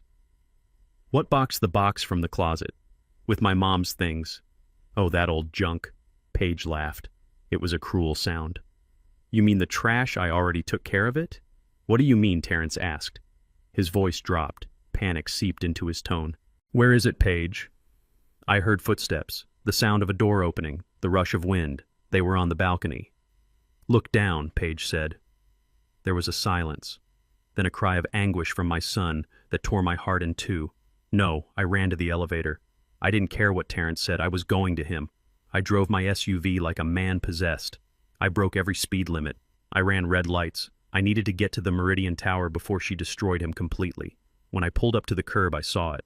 The lawn in front of the building was littered with clothes. Shirts, pants, ties. They were scattered like debris from a plane crash. And in the center of the lawn, a small fire was burning. Terrence was on his knees in the grass. He wasn't praying. He was digging through the flames with his bare hands. He was screaming. Mom. Mom. I jumped out of the car. I ran to him. He was holding a burning picture frame. The glass was cracked and blackened. The photo inside was curling, turning to ash. It was the only photo we had of his mother, my late wife, Sarah, taken on our wedding day. She was smiling, holding a bouquet of daisies. Terrence was trying to pat the flames out with his hands. His palms were blistering. He didn't feel it. He was sobbing, racking, heaving sobs that shook his whole body. She burned it, Dad. She burned Mom. I grabbed his wrists. Let it go, son. It is gone. No. He fought me. He tried to dive back into the fire. I have to save her. I pulled him back. I wrapped my arms around him. I held him while he screamed his mother's name. Up on the balcony, 4 stories above us, Paige was watching. She was leaning over the railing, holding a lighter. She was smiling. Oops, she called down. Must have dropped it. Clumsy me. Terrence looked up. His face was streaked with soot and tears. His eyes were red raw. But then the grief in his eyes changed. It hardened. It turned into something cold and dangerous. He broke free from my grip. He stood up. He looked at the balcony. "You evil bitch," he screamed. He ran for the building entrance. "Terrence, no," I shouted. But he was already gone. He burst through the lobby doors, pushing past the doorman. I chased after him. I was 68 years old, but fear gave me speed. I knew what he was going to do. I knew what happened when a gentleman finally snapped. I caught the next elevator. I watched the numbers tick up. 2, 3, 4. When the doors opened, I heard screaming coming from apartment 4B. I ran down the hall. The door was open. Terrence was standing in the living room. Paige was backed against the glass doors to the balcony. She looked terrified now. The smugness was gone. She was facing a man she didn't recognize. "You burned her!" Terrence yelled. He was advancing on her. His hands were clenched into fists. His burned palms were bleeding, dripping onto the white carpet. "Stay back!" Paige shrieked. "Stay away from me!" "Why?" Terrence screamed. "Why would you do that? She never hurt you. She was a saint. She was nothing," Paige yelled back, trying to regain her ground. "She was a poor nobody, just like you. And now she is ash, just like your future." Terrence lunged. He didn't hit her. He didn't strike her face. He shoved her. He pushed her shoulders hard. "Get away from me!" he roared. Paige stumbled backward. She hit the glass door frame. She lost her footing. She fell. It wasn't a hard fall. She landed on her bottom on the plush rug. It was a stumble, a trip, but the moment she hit the floor, she started screaming. It was a blood-curdling sound. "My baby. My baby. You killed my baby." She clutched her stomach. She curled into a ball, writhing on the floor. "Help me. He hurt the baby. I am losing it." Terrence froze. The rage vanished instantly, replaced by absolute horror. He looked at his hands. He looked at his wife screaming on the floor. "Oh God," he whispered. "Oh God, what did I do?" He dropped to his knees beside her. "Paige, no. I didn't mean to. I am sorry. Please. Is the baby okay? Get away from me, murderer," she screamed, kicking at him. "You killed him. I can feel it." Terrence scrambled back. He was hyperventilating. He was having a panic attack. He thought he had just murdered his own child. He thought he was a monster. He looked at me as I entered the room. "Dad, help her. Call 911. I killed the baby." I looked at Paige. She was putting on the performance of a lifetime. She was sobbing, rocking back and forth, clutching her belly. But I saw her eyes. For a split second she looked at me, and in her eyes I saw triumph. She had won. She had broken him again. She had turned him back into the slave. She was going to use this. She was going to fake the miscarriage right now. She was going to blame it on his violence. She was going to send him to prison for domestic abuse and manslaughter of an unborn child. It was the perfect trap, and she was smiling behind her hands. I walked over to Terrence. I grabbed him by the shoulders. I hauled him to his feet. "Stop it, Terrence," I said. "Dad, we have to help her. The baby." "There is no baby," I said. Terrence looked at me confused. "What? There is no baby. Son. She is lying. He hurts me." Paige screamed louder, trying to drown me out. "He is crazy. He is trying to kill me." I let go of Terrence. I walked toward Paige. She flinched. "Don't touch me." I didn't touch her. I reached for the cane I had started carrying recently, more for style than necessity. It was a solid oak walking stick with a silver handle. I stood over her. "Get up, Paige," I said. "The show is over." She looked up at me, hatred burning in her eyes. "You go to hell, old man. You and your murderer son." She groaned again, a theatrical sound of agony. My stomach. The pain. I looked at her stomach. The silk dress was bunched up around her waist. I lifted the cane. "Dad, what are you doing?" Terrence shouted. I swung the cane. Not hard, not to hurt, but with precision. I hooked the hem of her dress with the tip of the cane, and I pulled. The fabric tore. Buttons popped. And there it was. Strapped to her torso with thick Velcro bands was a mound of pink silicone. It was dented where she had fallen on it. The room went silent. Terrence stared. He blinked. He couldn't process what he was seeing. "What is that?" he whispered. Paige scrambled backward, trying to cover it, trying to pull her dress down. "Don't look at me!" she screamed. I used the cane again. I prodded the silicone belly. It dimpled. It didn't feel like flesh. It felt like rubber. "It is a pillow, son," I said. A $3,000 theatrical prosthetic, but it is just a pillow. Terrence walked forward slowly. He looked like a man walking through a dream, or a nightmare. He reached out. His hand was trembling. Paige tried to slap his hand away, but he caught her wrist. He held it tight. He touched the belly. He pushed his finger into the silicone. It wasn't warm. It didn't move. There was no heartbeat. He looked at Paige. His eyes were empty. "You lied," he said. It was a whisper. Paige stopped crying. She stopped screaming. She saw that the game was up. She saw that there was no way out. So she did the only thing she knew how to do. She attacked. "Yeah, I lied," she spat. "So what? You think I would let you breed with me? You think I would ruin my body for a janitor? I needed the insurance, Terrence. I needed the leverage. And you were so desperate to be a daddy you believed anything." She laughed. A cold, hard sound. "You are pathetic. You scrub toilets for a piece of rubber." Terrence let go of her wrist. He stood up. He backed away. He looked at the silicone belly. Then he looked at his burned hands. Hands that had tried to save his mother's picture. Hands that had worked until they bled for a child that didn't exist. He started to laugh. It was a dry, broken sound. He looked at me. "You knew, Dad." I nodded. "I found out yesterday. Why didn't you tell me?" "You." "Because you wouldn't have believed me," I said. "You had to feel it." Terrence nodded slowly. He looked at Paige one last time. She was sitting on the floor adjusting the straps of her fake belly, looking annoyed rather than ashamed. "You are right, Paige," he said. "I am pathetic." He turned to me. "Let's go, Dad. I am done here." We walked out of the apartment. We left her sitting there on the floor, surrounded by her lies. We took the elevator down in silence. When we got to the lobby, Terrence stopped. He looked at his hands. "I am free," he said. "Yes, son," I said. "You are free." But the war wasn't over. Richard was still out there, and Paige would not go quietly. They would strike back, and I was ready. I had the debt. I had the building. And now I had my son back. The escalation was over. Now it was time for the execution. We tried to walk away with what was left of our dignity, but Paige was not done with us yet. She followed us out of the apartment, screaming like a banshee. She chased us down the hall and into the elevator, dragging her torn dress around her. She was desperate. She knew she had lost Terrence in private, so she decided to destroy him in public. By the time we reached the lobby, a crowd had gathered. The tenants of the Meridian Tower had been drawn downstairs by the sight of burning clothes on the lawn and the arrival of the fire department. There were neighbors in bathrobes, security guards, and onlookers from the street. They were watching the smoke rise from the ashes of my wife's photograph. When the elevator doors opened, Paige pushed past us. She ran into the center of the lobby and threw herself onto the marble floor. She wailed. It was a performance worthy of an Oscar. "Help me," she screamed, pointing a shaking finger at Terrence. "He beat me. He killed our baby." He punched me in the stomach until it stopped moving. The crowd gasped. I saw the security guards reach for their radios. I saw neighbors pull out their phones to record. They looked at my son with pure hatred. They saw a large man and a crying woman on the floor. They saw a monster.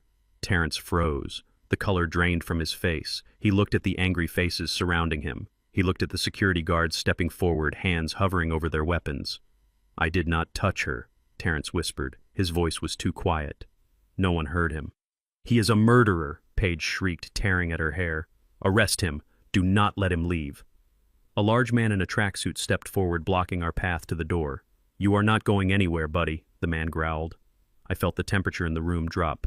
This was it, the final trap. If the police arrived now, they would arrest Terrence based on the testimony of a grieving mother and a hostile crowd. He would be in a cell before he could explain. His life would be over. I could not let that happen. I could not let the lie stand for one more second. I stepped in front of Terrence. I gripped my oak cane. It was heavy, solid wood. I looked at Paige, writhing on the floor, playing the victim with terrifying skill. I looked at the silicone strap peeking out from the torn neckline of her dress. She was so confident in her deception she thought she was untouchable. I did not say a word. I did not argue with the angry neighbors. I stepped forward. Paige looked up at me, her eyes flashing with triumph. She thought I was coming to beg. She thought I was coming to apologize. She was wrong. I raised the cane. The silver handle caught the light of the chandelier. I didn't swing it to hit her. I swung it with surgical precision. The tip of the cane hooked the jagged tear in her silk dress, the one I had started upstairs.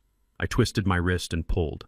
I pulled with all the strength of a man who had hauled steel trash cans for 40 years. The expensive fabric ripped with a sound like a gunshot. The buttons flew across the lobby floor. The dress fell open, completely exposing the torso underneath. And then gravity took over. The silicone belly, which had been loosened during the struggle upstairs, lost its final anchor. The heavy Velcro straps gave way. The prosthetic mound of pink rubber slid down her body. It didn't look like skin. It looked like a slab of raw meat manufactured in a factory.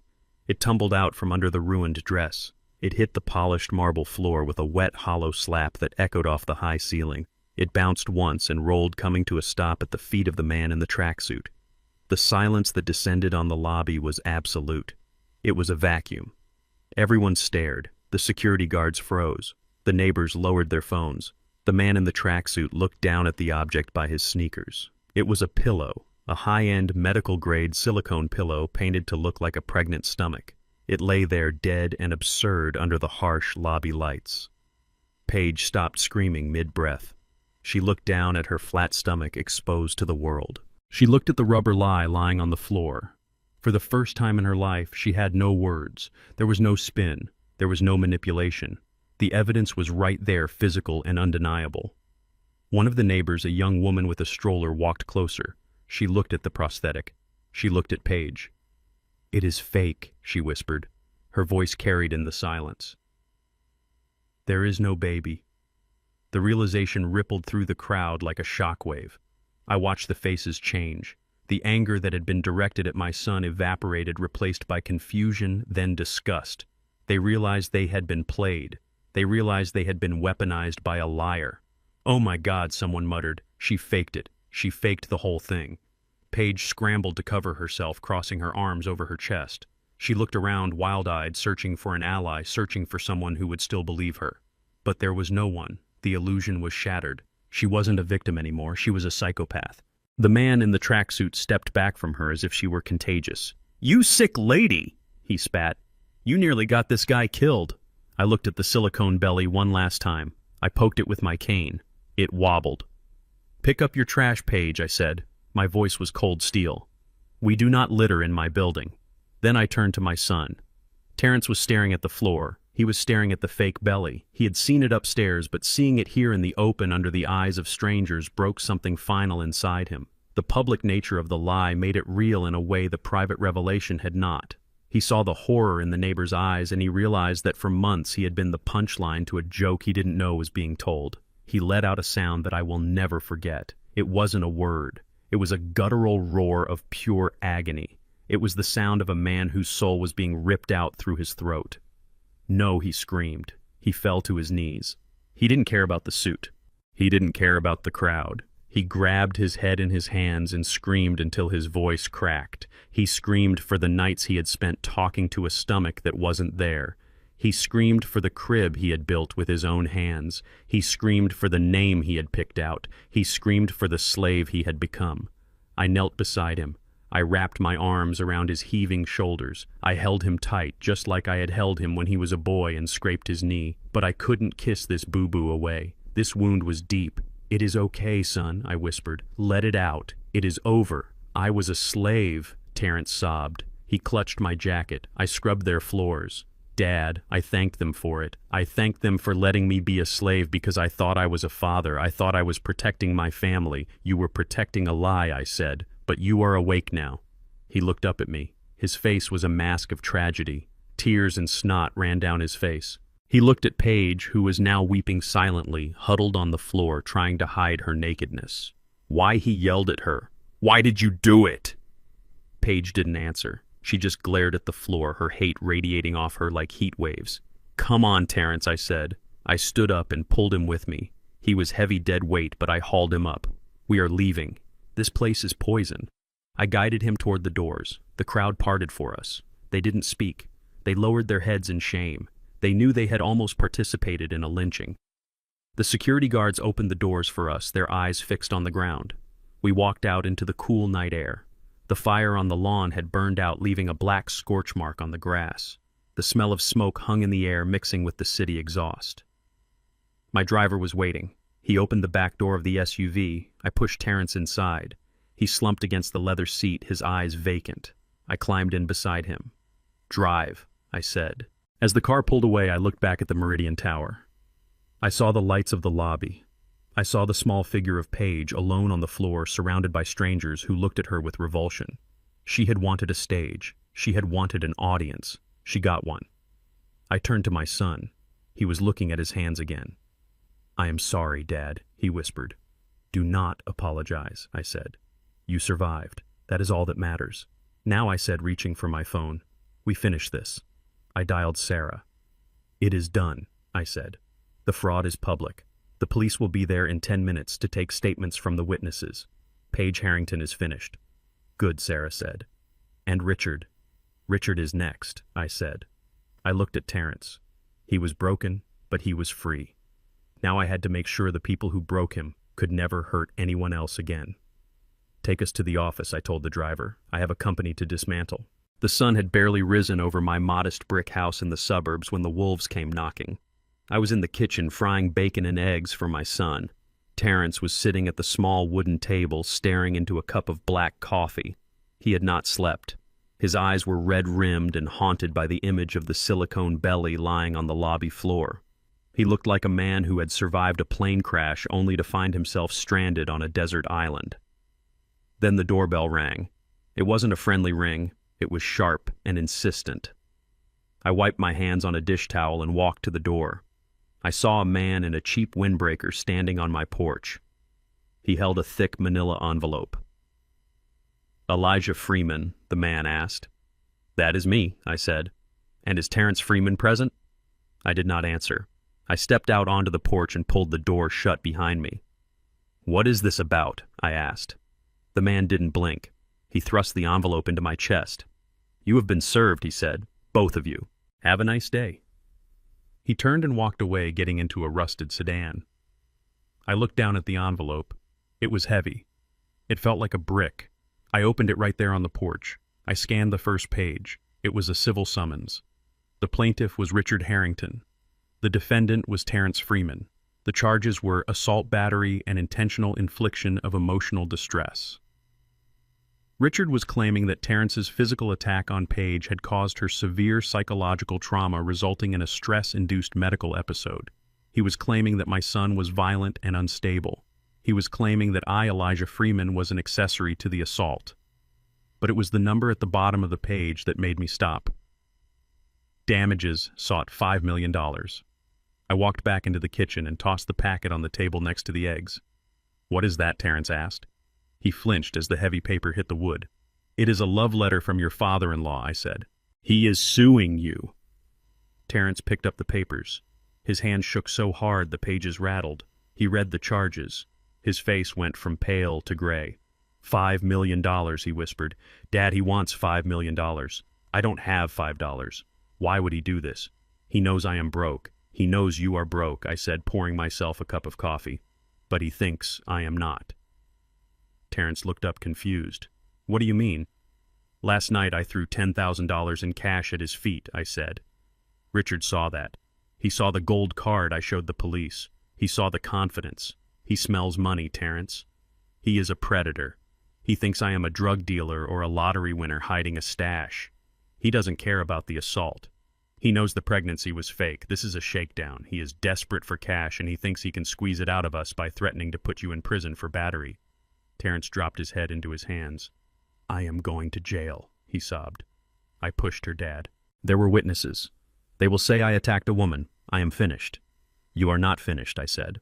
I grabbed his shoulder and squeezed it hard. "Get dressed, son. Put on your suit." "Why?" Terrence asked. "Are we going to find a lawyer?" "No," I said. "We already have a lawyer. We are going to the bank." We drove to the financial district in silence. Terrence looked out the window, watching the city pass by. He looked like a man on his way to his own funeral. He couldn't see a way out. He only saw the crushing weight of the legal system bearing down on him. He didn't know that the legal system runs on money, and I had more fuel than Richard Harrington could ever imagine. We pulled up to a glass skyscraper that reflected the morning clouds. It wasn't the bank where I kept my checking account. It was the headquarters of Sarah's firm. We took the private elevator to the penthouse suite. Sarah was waiting for us in the conference room. She had a team of 3 paralegals with her. The table was covered in files. "Good morning, Mr. Freeman," Sarah said. She didn't look at my suit. She looked at my eyes. She saw the fire there. "Sarah, this is my son Terrence," I said. Terrence shook her hand weakly. He was intimidated by the room. He was intimidated by the view. He was intimidated by the woman in the $3,000 power suit. "Mr. Freeman," Sarah said, sliding a document across the table.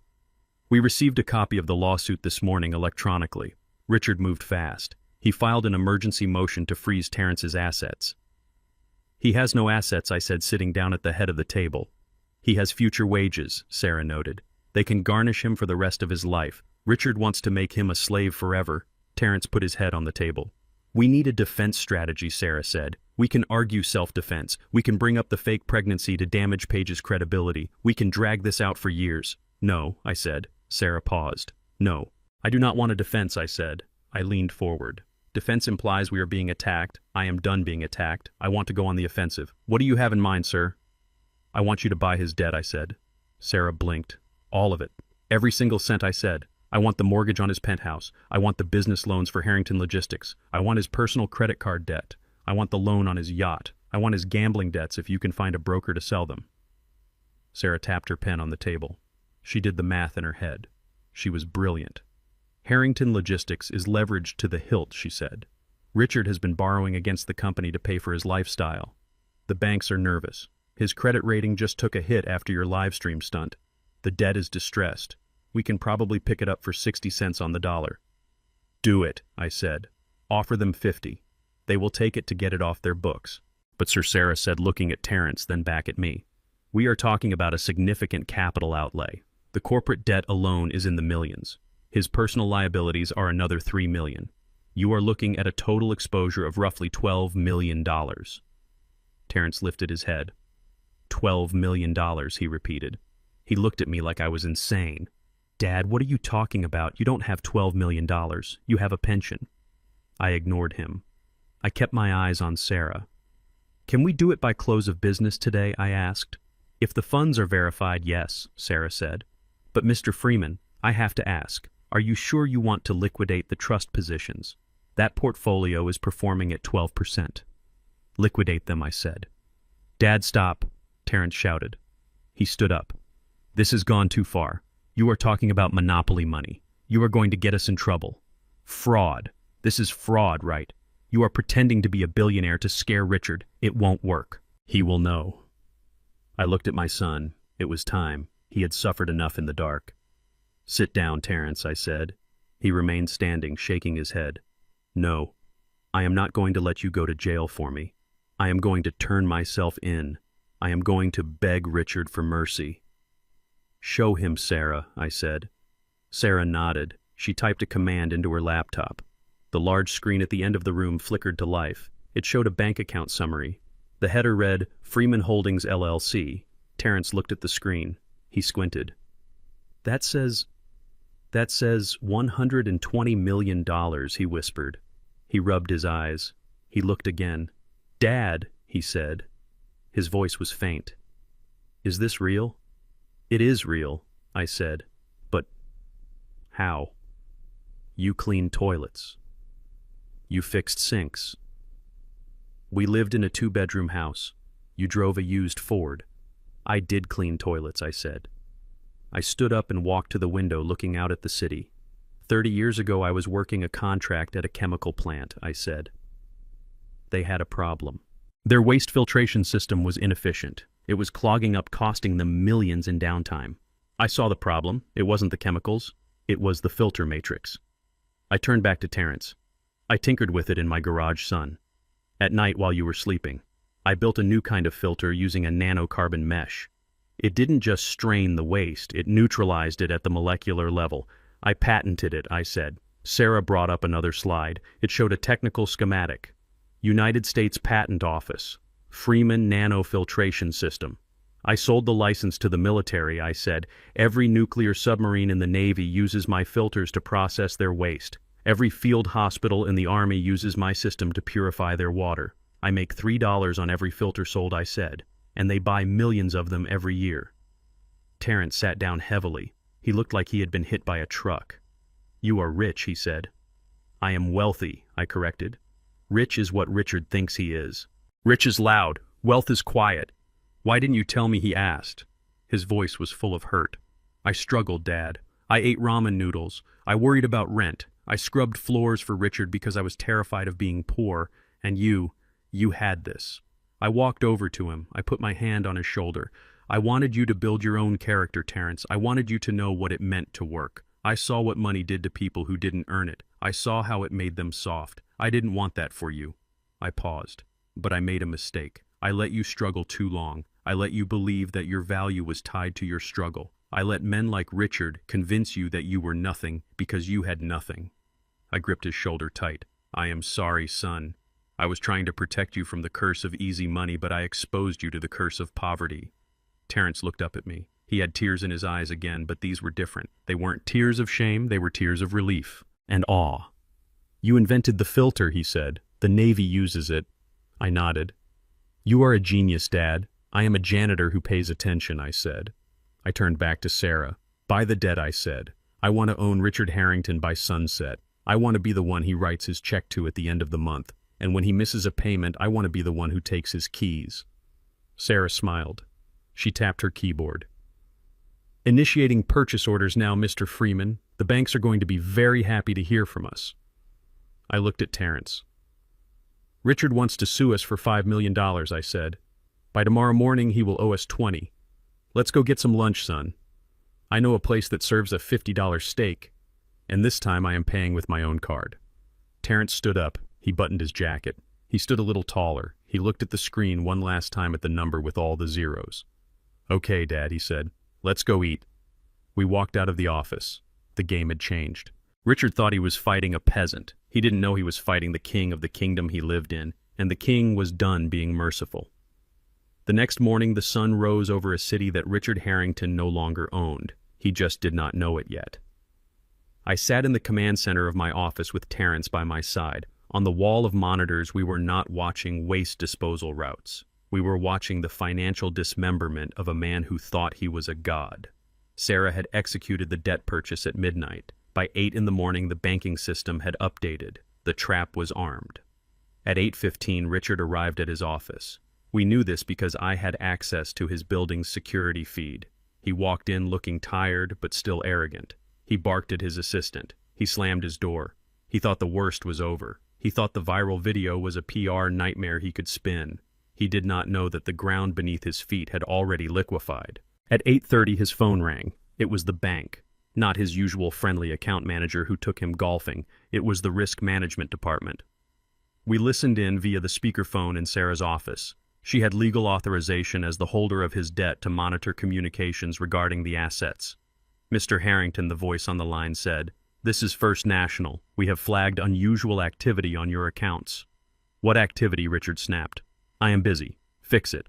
"Sir, we have received notice that your primary lender has called in your demand notes. All of them.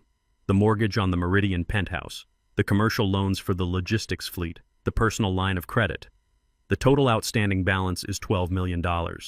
Richard laughed. It was a nervous sound. "You are crazy. Those notes aren't due for years. I have a payment schedule. The notes contain an acceleration clause regarding reputational risk and solvency," the banker said. "Given the events of last night and the pending investigation by the mayor's office, the note holder has exercised their right to demand immediate repayment." "Who is the note holder?" Richard screamed. "I deal with the bank. The debt was sold last night, sir. The new holder is demanding payment within 24 hours. If the funds are not wired by close of business today, we are initiating foreclosure proceedings on the building and seizing all personal assets to cover the liability." Richard stood up. We could see him on the security camera pacing like a caged tiger. 24 hours. I don't have $12 million liquid. You froze my accounts. How am I supposed to pay payroll? Your accounts are frozen pending the resolution of this debt, the banker said. Good luck, Mr. Harrington. The line went dead. Richard slammed the phone down. He threw a vase against the wall. He was hyperventilating. He was watching his life dissolve in real time. He couldn't make payroll.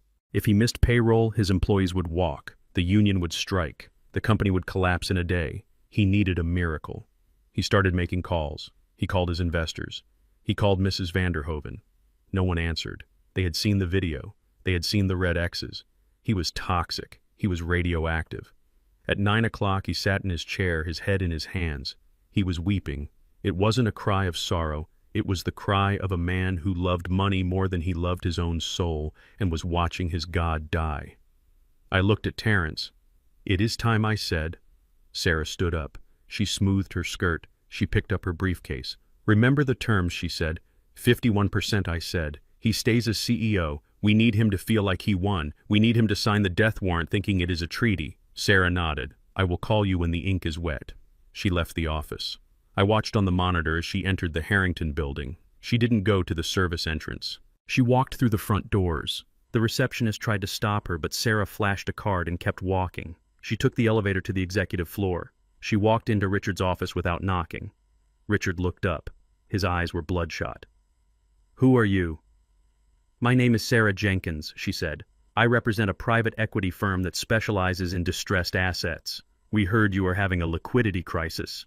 Richard straightened his tie. He tried to compose himself. He tried to put the mask back on. "We are having a temporary cash flow hiccup," he lied. "Nothing serious, Mr. Harrington," Sarah said, sitting down uninvited. "Your accounts are frozen. Your debt has been called. You have 6 hours before the sheriff arrives to padlock these doors." "That is not a hiccup. That is a heart attack." Richard slumped. "Who sent you?" "My clients prefer to remain anonymous," Sarah said. "They see value in your logistics network. They are willing to bail you out." "How much?" Richard asked.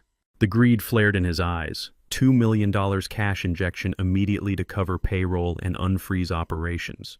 Plus, we will assume the $12 million debt obligation and restructure it over 10 years.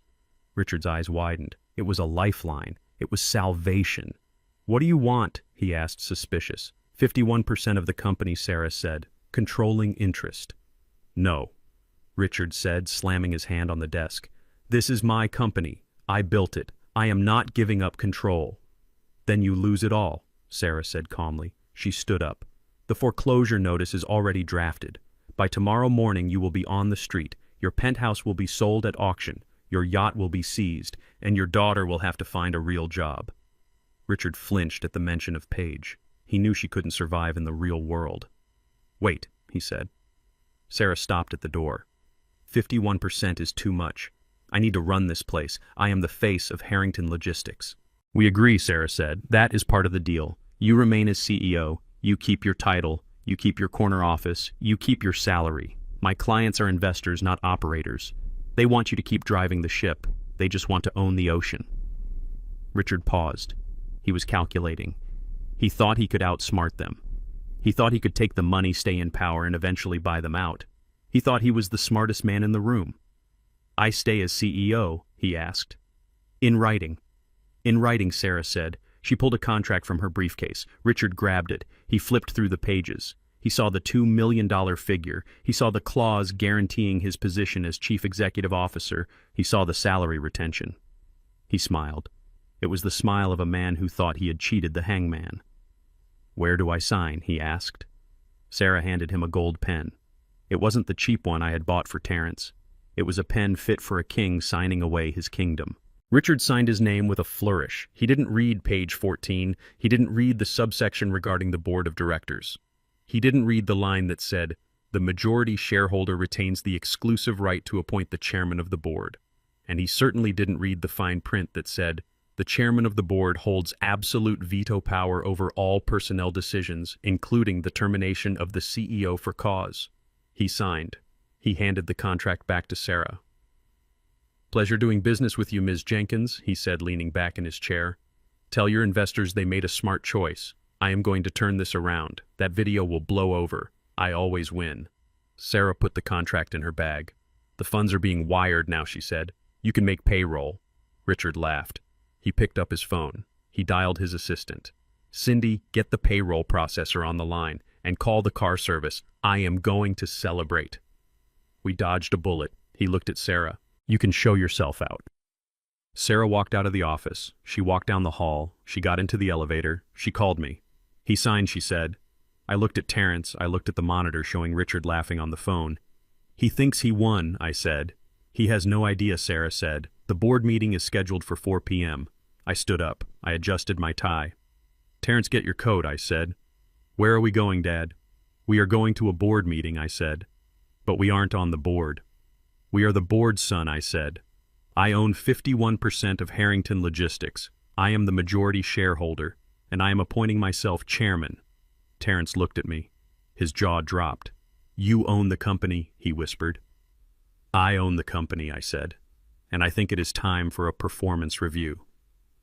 We walked out of the office. The sun was setting over the city. It was casting long shadows. But for us, it was the dawn of a new day. Richard Harrington was celebrating in his office, drinking his expensive scotch, thinking he was invincible. He didn't know that the man who scrubbed his floors was coming to take his chair. And this time, I wasn't bringing a mop. I was bringing a gavel. At 4 o'clock precisely, Richard Harrington strode into the boardroom on the 40th floor. He looked like a man who had just cheated death and was ready to brag about it. His suit was fresh, his hair was slicked back, and the smell of expensive scotch followed him like a cloud. He had summoned the entire executive board for an emergency meeting. He had also summoned my son. Terrence stood by the wall near the door. He wasn't wearing the waiter's uniform anymore, but he looked small in the presence of the board members. These were men and women in gray suits who controlled the logistics of the entire state. They looked at Terrence with a mixture of pity and annoyance. They knew he was the source of the recent drama, and in the corporate world, drama was bad for business. Richard sat at the head of the long mahogany table. He didn't sit. He sprawled. He put his feet up on the polished wood, crossing his ankles. He held a crystal tumbler of amber liquid. He looked around the room, making eye contact with every nervous executive. "Ladies and gentlemen," Richard began, his voice booming. "I know we have had a rough 24 hours. There were rumors. There were malicious videos posted by disgruntled low-level employees. There was panic." He took a sip of his drink and smiled. "A shark showing its teeth. But I am happy to report that the ship has been steadied. I have secured a massive injection of private capital. Our liquidity issues are solved. The debt is restructured. We are stronger than ever."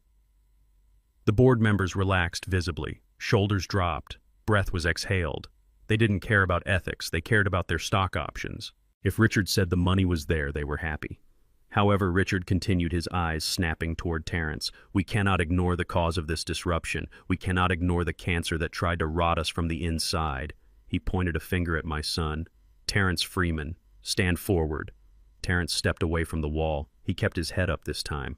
He remembered what I told him. "You tried to destroy me," Richard said. "You and your father. You staged that little stunt at the gala. You doctored those videos. You tried to humiliate me in front of my peers." "I didn't doctor anything," Terrence said quietly. "It was live." "Silence," Richard roared, slamming his glass down.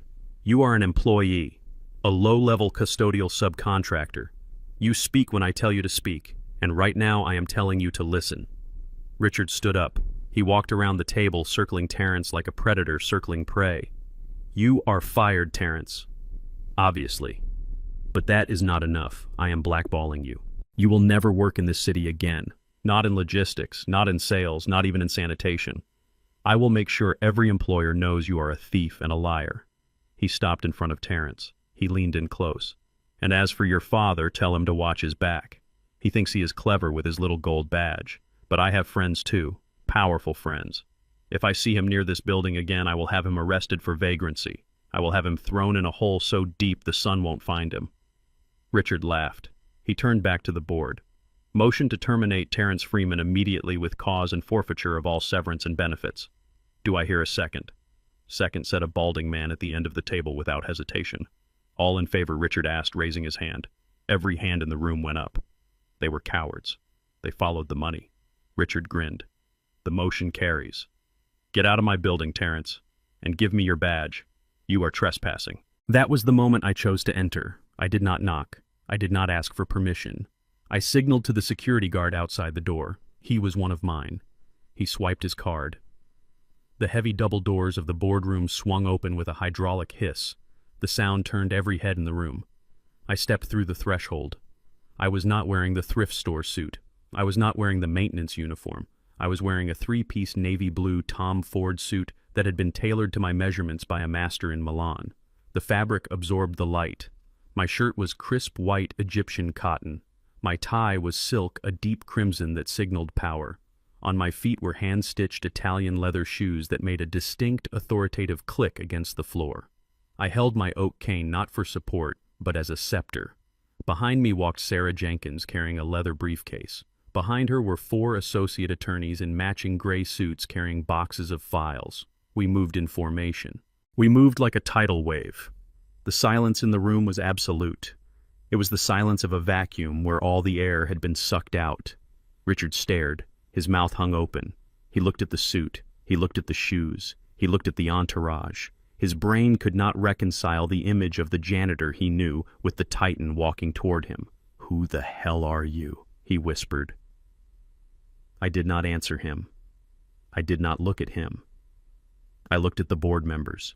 I made eye contact with the balding man who had seconded the motion to fire my son. He looked down at his papers, his hands trembling. I walked the length of the table. I walked past the vice presidents and the directors. I walked past my son who was smiling a small secret smile. I stopped at the head of the table. Richard was standing there frozen. He was in my way. I looked at him then. I looked him up and down. I looked at his rumpled suit. I looked at the sweat stains on his collar. I looked at the fear in his eyes. "You are in my seat, Richard," I said. My voice was low, calm, and terrifying. "Excuse me," Richard stammered. He tried to laugh, but it came out as a choke. "This is a private meeting, Elijah. You are the janitor. You clean the toilets. Security, get him out." He reached for the phone on the table. I placed my hand over his. My hand was heavy, calloused, and strong. I pressed his hand down onto the receiver. "Do not touch my phone," I said. "Your phone," Richard sputtered. He pulled his hand back as if he had been burned. "This is my company. I built this. I am the CEO." Sarah stepped forward. She placed her briefcase on the table with a solid thud. She snapped the latches open. The sound echoed like gunshots. She pulled out a single document. It was bound in blue legal paper. "Actually, Mr. Harrington," Sarah said, her voice crisp and professional, "that is factually incorrect." She slid the document down the table. It spun perfectly, coming to rest in front of the balding board member. "Mr. Henderson, read the first paragraph, please," Sarah said. Mr. Henderson picked up the paper. His hands were shaking. He adjusted his glasses. He read aloud, his voice wavering. "This agreement acknowledges the transfer of 51% of all voting stock and equity in Harrington Logistics to Freeman Holdings, LLC, effective immediately upon receipt of emergency liquidity funds." He stopped. He looked up at Richard. "Keep reading," Sarah commanded. Mr. Henderson swallowed. "The agreement further stipulates that the majority shareholder Freeman Holdings, LLC, retains exclusive rights to appoint the chairman of the board and holds veto power over all executive personnel decisions." The room erupted in whispers. 51%. Hostile takeover. Freeman Holdings. Richard stared at Sarah. Then he stared at me. The color drained from his face, leaving him looking like a corpse. "Freeman Holdings," he whispered. "That was you. You are the investor." "I am the investor," I said. "I am the bank. And I am the landlord." I tapped the cane on the floor. "Now, Richard, stand up." Richard didn't move. He was paralyzed by the magnitude of his mistake. He had sold his soul to the devil he thought he was crushing. "I said stand up!" I roared. My voice filled the room. It shook the windows. It was the voice of a man who had spent 40 years in the noise of industrial machinery. It was a voice that demanded obedience. Richard scrambled back. His chair tipped over and crashed to the floor. He stumbled away from the head of the table. I walked around the edge of the table. I picked up the chair. I set it upright. I unbuttoned my jacket. I sat down. I placed my hands on the mahogany surface. I looked out at the board of directors. I looked at the city skyline through the window. I looked at Richard standing by the wall, shaking. I turned to Sarah. "Ms. Jenkins, please record the minutes," I said. "Yes, Mr. Chairman. The first order of business," I said, "is a personnel matter." I pointed at Terrence. "Mr. Freeman, please approach the board." Terrence walked forward. He stood tall. He looked at me. "The previous motion to terminate Mr. Terrence Freeman is hereby vetoed by the chairman," I said. I looked at the board members. "Does anyone object?" Silence. Not a single hand went up. "Good," I said. "Furthermore, Mr. Terrence Freeman is hereby promoted. Effective immediately, he is the new Senior Vice President of Operations." I looked at Richard. "And you, Richard," I said. "You are fired." Richard gasped. "You can't fire me. The contract, it says I stay as CEO. It says you can't remove me without cause." I smiled. "Oh, I have cause, Richard," I said. I have so much cause. Sarah pulled out another file. Gross negligence, she read. Misappropriation of company funds for personal use. Creating a hostile work environment. Violation of federal environmental safety standards. And public reputational damage due to the viral video incident of last night. She looked up. Clause 4, Section B. The CEO may be terminated immediately without severance for conduct detrimental to the brand. I looked at Richard. You are detrimental, Richard, I said. You are toxic. Pack your things, I said. You have 10 minutes. Security will escort you out. Richard looked around the room. He looked for an ally. He looked for a friend. But there were no friends in this room, only employees of Freeman Holdings. He looked at me with pure hatred. You planned this, he hissed. You planned this whole thing. You set me up. I didn't set you up, I said. I just handed you the rope. You were the one who tied the noose. Get him out of here, I said to the security guards. 2 guards stepped forward, the same guards Richard had tried to order around the night before. They took him by the arms. They weren't gentle. Get off me, Richard screamed as they dragged him toward the door. I will sue you. I will ruin you. You can try, I said, but you will have to pay your lawyer first. And I own your bank account. The doors closed behind him, cutting off his screams. The room was quiet again. I looked at the board members. Now I said, let's talk about the cleaning schedule. This company has a lot of trash we need to take out. I looked at Terrence. He was smiling. It was a real smile, a free smile. Welcome to the board, son, I said. He nodded. Thanks, Dad. Or should I say, Mr. Chairman? Dad is fine, I said. I leaned back in the chair. It was comfortable.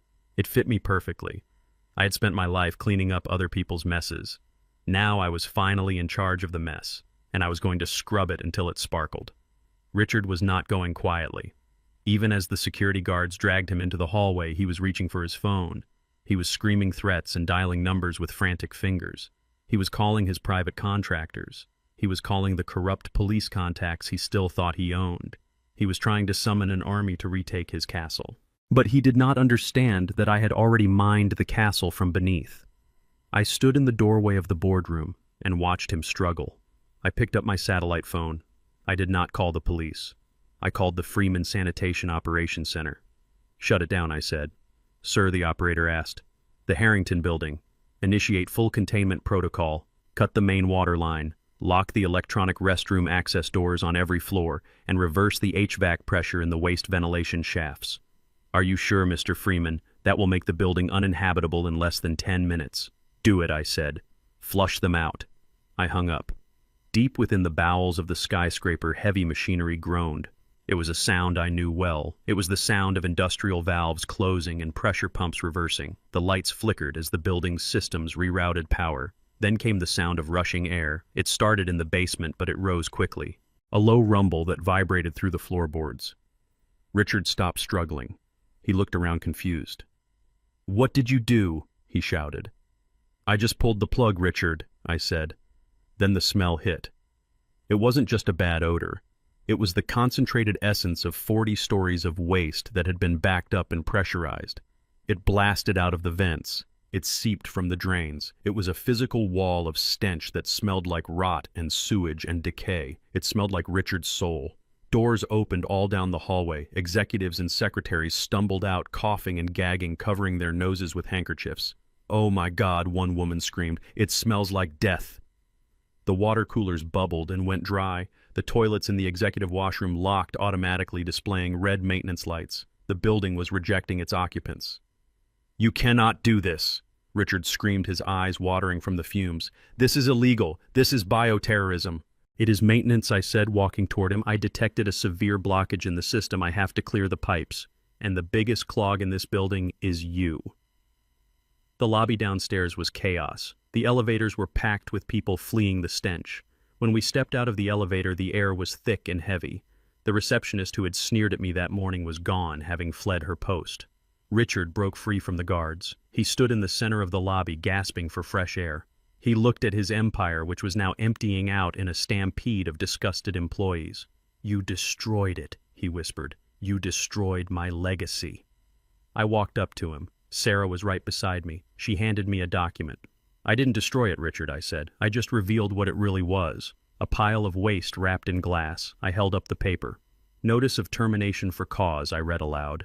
Effective immediately. Richard Harrington is relieved of all duties as CEO of Harrington Logistics. Reason for termination includes gross mismanagement, embezzlement of corporate funds, and creating a catastrophic environmental hazard. "You are firing me," Richard asked. His voice was small. He looked like a child who had lost his mother. "I am firing you," I said, "and I am evicting you." Sarah stepped forward. She signaled to two men in jumpsuits waiting by the door. "They weren't janitors. They were repossession agents," Mr. Harrington, Sarah said. "We have also exercised the default clauses on your personal debts. Since you have no income and no liquid assets, we are seizing collateral to cover the $12 million note." The men stepped forward. One of them held out his hand. "Keys, sir," the agent said. "What keys?" Richard asked, trembling. "The car," the agent said. "The Bentley parked out front. And the keys to the penthouse. You have 1 hour to vacate the premises before we change the locks." "My house," Richard choked out. "You are taking my house." "It is not your house," I said. "It is my asset, and I don't like tenants who don't pay." Richard looked at the keys in his hand. He looked at the Bentley visible through the glass doors. It was his pride. It was his symbol. He dropped the keys into the agent's hand. He slumped against the wall, sliding down until he was sitting on the floor. He looked exactly like Terrence had looked in that bathroom. Defeated. Broken. I walked over to him. I leaned down. "How does it feel, Richard?" I asked. "To be the trash?" He didn't answer. He just wept. But the cleaning wasn't done yet. There was one stain left to scrub. The revolving doors spun. Paige came running in. She was disheveled. Her makeup was smeared. She had clearly seen the news. She had seen the stock price plummeting. She had seen the text messages from her friends dumping her. But when she saw us, she didn't run to her father. She didn't comfort the man weeping on the floor. She ran straight to Terrence. "Baby," she cried out breathlessly. "Oh, thank God you are here." She grabbed Terrence's arm. Her nails dug into his suit jacket. "Terrence, you have to stop him," she said, pointing at me. "Your father has gone crazy. He is ruining us. He fired Daddy. He is taking the condo. You have to tell him to stop." Terrence looked down at her. He didn't pull away. He just stood there, solid as a rock. "He isn't ruining us," Paige Terrence said. "He is saving me." Paige's eyes darted around the lobby. She saw the repossession agents. She saw the security guards. She saw the power shifting. She realized her father was a husk. She needed a new host. "Baby, listen to me," she pleaded, changing her tone instantly. Her voice became soft wet with fake tears. "I know I made mistakes. I know I lied about the pregnancy, but I did it for us. I was scared. I didn't want to lose you. I love you, Terrence. We can start over. Just you and me." She reached for his face. "We can go away," she whispered. "Your father has money now, right? He can set us up. We can go to Europe. We can have a real baby. I promise. I will make it up to you." It was the most pathetic display I had ever seen. She was a parasite looking for a vein. Terrence took her hand from his face. He held it for a second. He looked at her fingers, the ones that had never done a day of work in their lives. Then he let it drop. "You are right, Paige," he said. "You are right about one thing. I only know how to clean." He reached into his pocket. He pulled out a white envelope. "So I am taking out the trash," he said. He handed her the envelope. "What is this?" she asked, her hands trembling. "Divorce papers," Terrence said, "and a restraining order." Paige stared at the envelope. "No," she whispered. "You can't. We are married." "Not anymore," Terrence said. "And inside there is something else." She opened the envelope. She pulled out a stack of photos. They were screen captures from the video I had taken in the apartment. Photos of the silicone belly. Photos of her smoking. Photos of her laughing. And underneath that was a subpoena. "I gave the evidence to the district attorney," Terrence said. "Insurance fraud is a felony, Paige. Soliciting donations for a fake medical condition is a felony. You raised $10,000 online for a high-risk pregnancy that didn't exist. That is wire fraud." Paige looked up. Her face was white. "You called the police," she gasped. "On your wife." "You are not my wife," Terrence said. "You are a con artist." Sirens wailed in the distance, getting closer. Blue lights flashed against the glass of the lobby doors. "Run, Paige," I said, stepping forward. "Maybe you can make it to the border." She looked at me. She looked at Richard sobbing on the floor. She looked at Terrence, who was looking at her with nothing but cold indifference. She screamed. It was a sound of pure rage. She threw the papers at Terrence. "I hate you," she shrieked. "I hate you all. You are garbage. You will always be garbage." She turned to run, but it was too late. 2 police officers walked through the doors. They weren't the corrupt cops Richard used to own. These were federal agents. Paige Harrington, one of them said, holding up a badge. She stopped. She tried to back away. "No," she whimpered. "My father will fix this. Daddy, tell them." She looked at Richard. Richard didn't even look up. He was broken. He had nothing left to give her. The agents grabbed her arms. They spun her around. They cuffed her hands behind her back, the same hands that had held champagne while mocking my son. "You have the right to remain silent," the agent said. Paige was sobbing now. Real ugly tears. "Terrence, help me," she begged as they dragged her toward the door. "Please don't let them take me. I am scared." Terrence watched her go. He didn't move. He didn't flinch. He turned to me. "Is it done, Dad?" he asked. I looked at the empty lobby. I looked at the fallen king on the floor. I looked at the queen being hauled away in chains. "It is done, son," I said. The smell in the building was awful, but to me it smelled like victory. It smelled like a clean slate. "Let's go home," I said. We walked out into the night, leaving the ruins of the Harrington Empire behind us. We had scrubbed the stain away, and now finally we could build something real. 6 months passed before I saw Richard Harrington again. The winter had come early to the city, turning the streets into rivers of gray slush and freezing rain. I was sitting in my car outside the old Harrington building, which now bore the name Freeman Environmental Services, in modest steel lettering. I wasn't there to work. I was there to conduct an interview. Sarah had told me that a walk-in applicant had been begging for a meeting for 3 days. He had no appointment. He had no resume. But he refused to leave the lobby. I told security to let him in. When the man walked into the office, he looked 20 years older than the last time I saw him. His hair was white and thinning. His face was gaunt, the skin hanging loose around his jaw. He was wearing a suit, but it wasn't bespoke. It was off the rack, ill-fitting and stained with rain. He held a plastic bag with his worldly possessions. It was Richard. He didn't look at me with arrogance anymore. He looked at the floor. He wringed his hands together. "Elijah," he said, his voice cracking, "thank you for seeing me.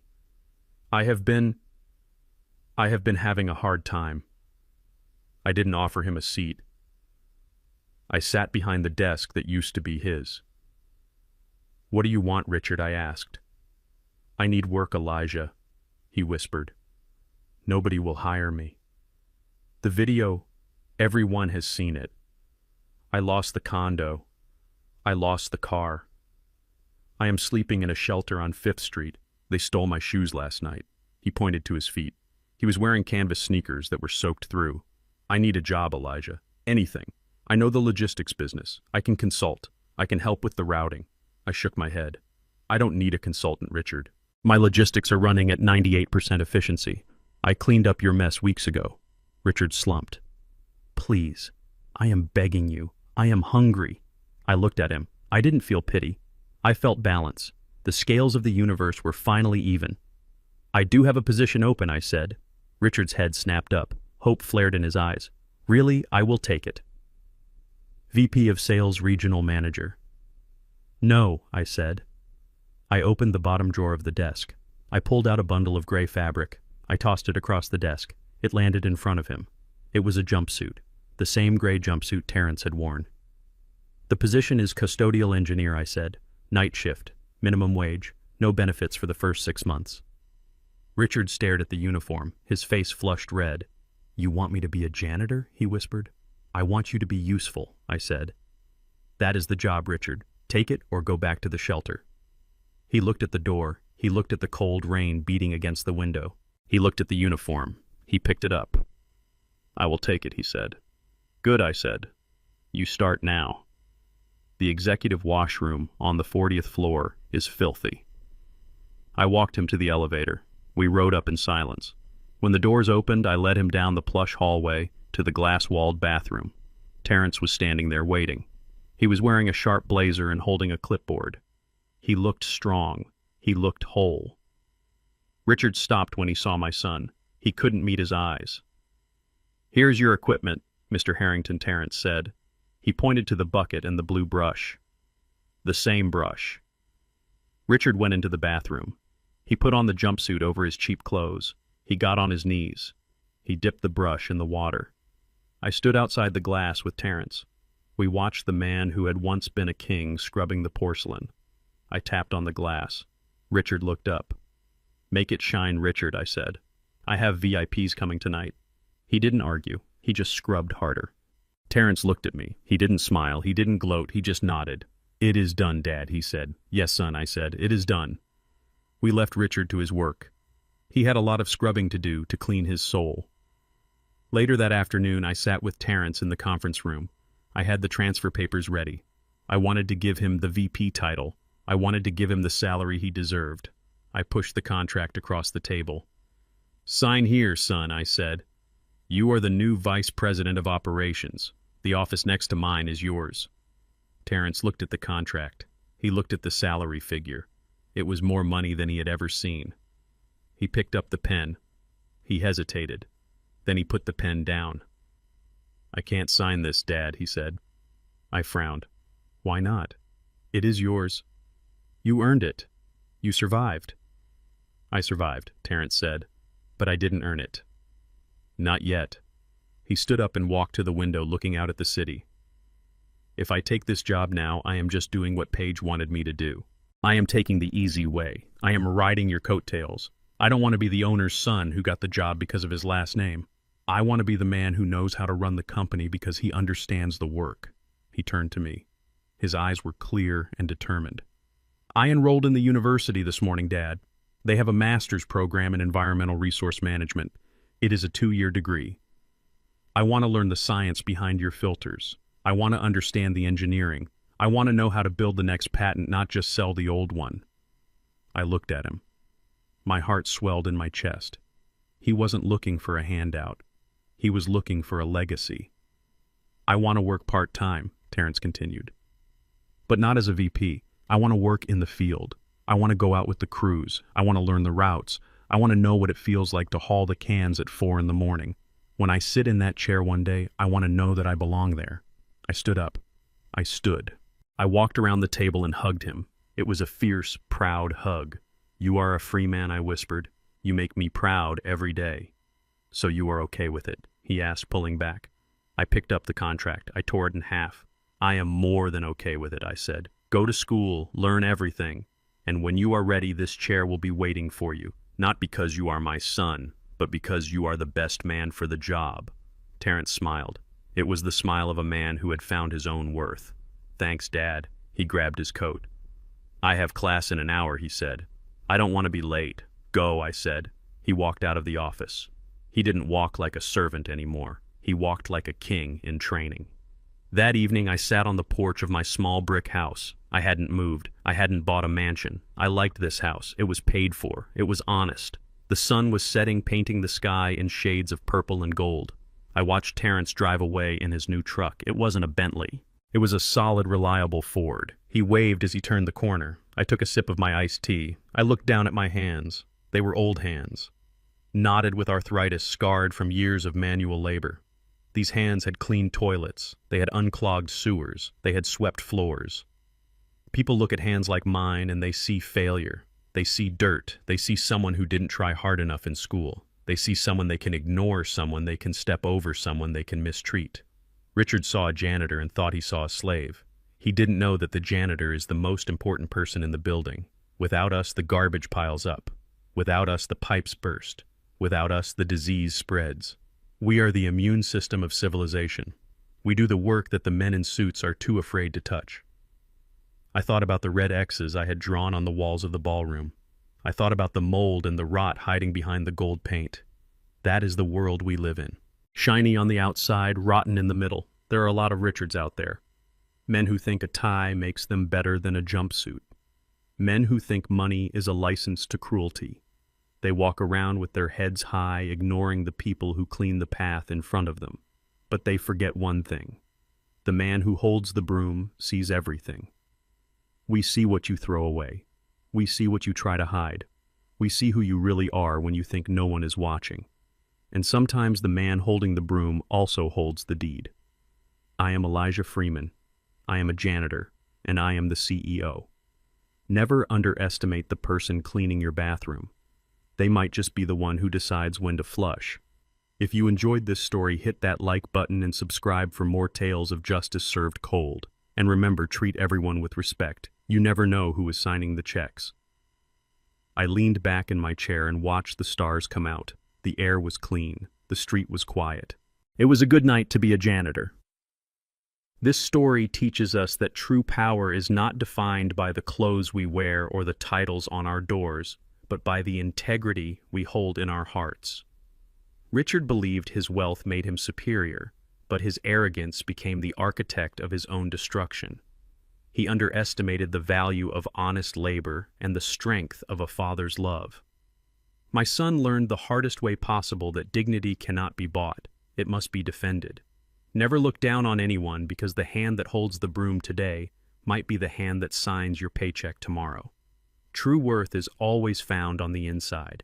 If you believe that justice should always prevail, hit that like button and subscribe to my channel for more stories about standing tall against those who try to keep you down, who try to keep you down, who try to keep you down, who try to keep you down, who try to keep you down, who try to keep you down, who try to keep you down, who try to keep you down, who try to keep you down, who try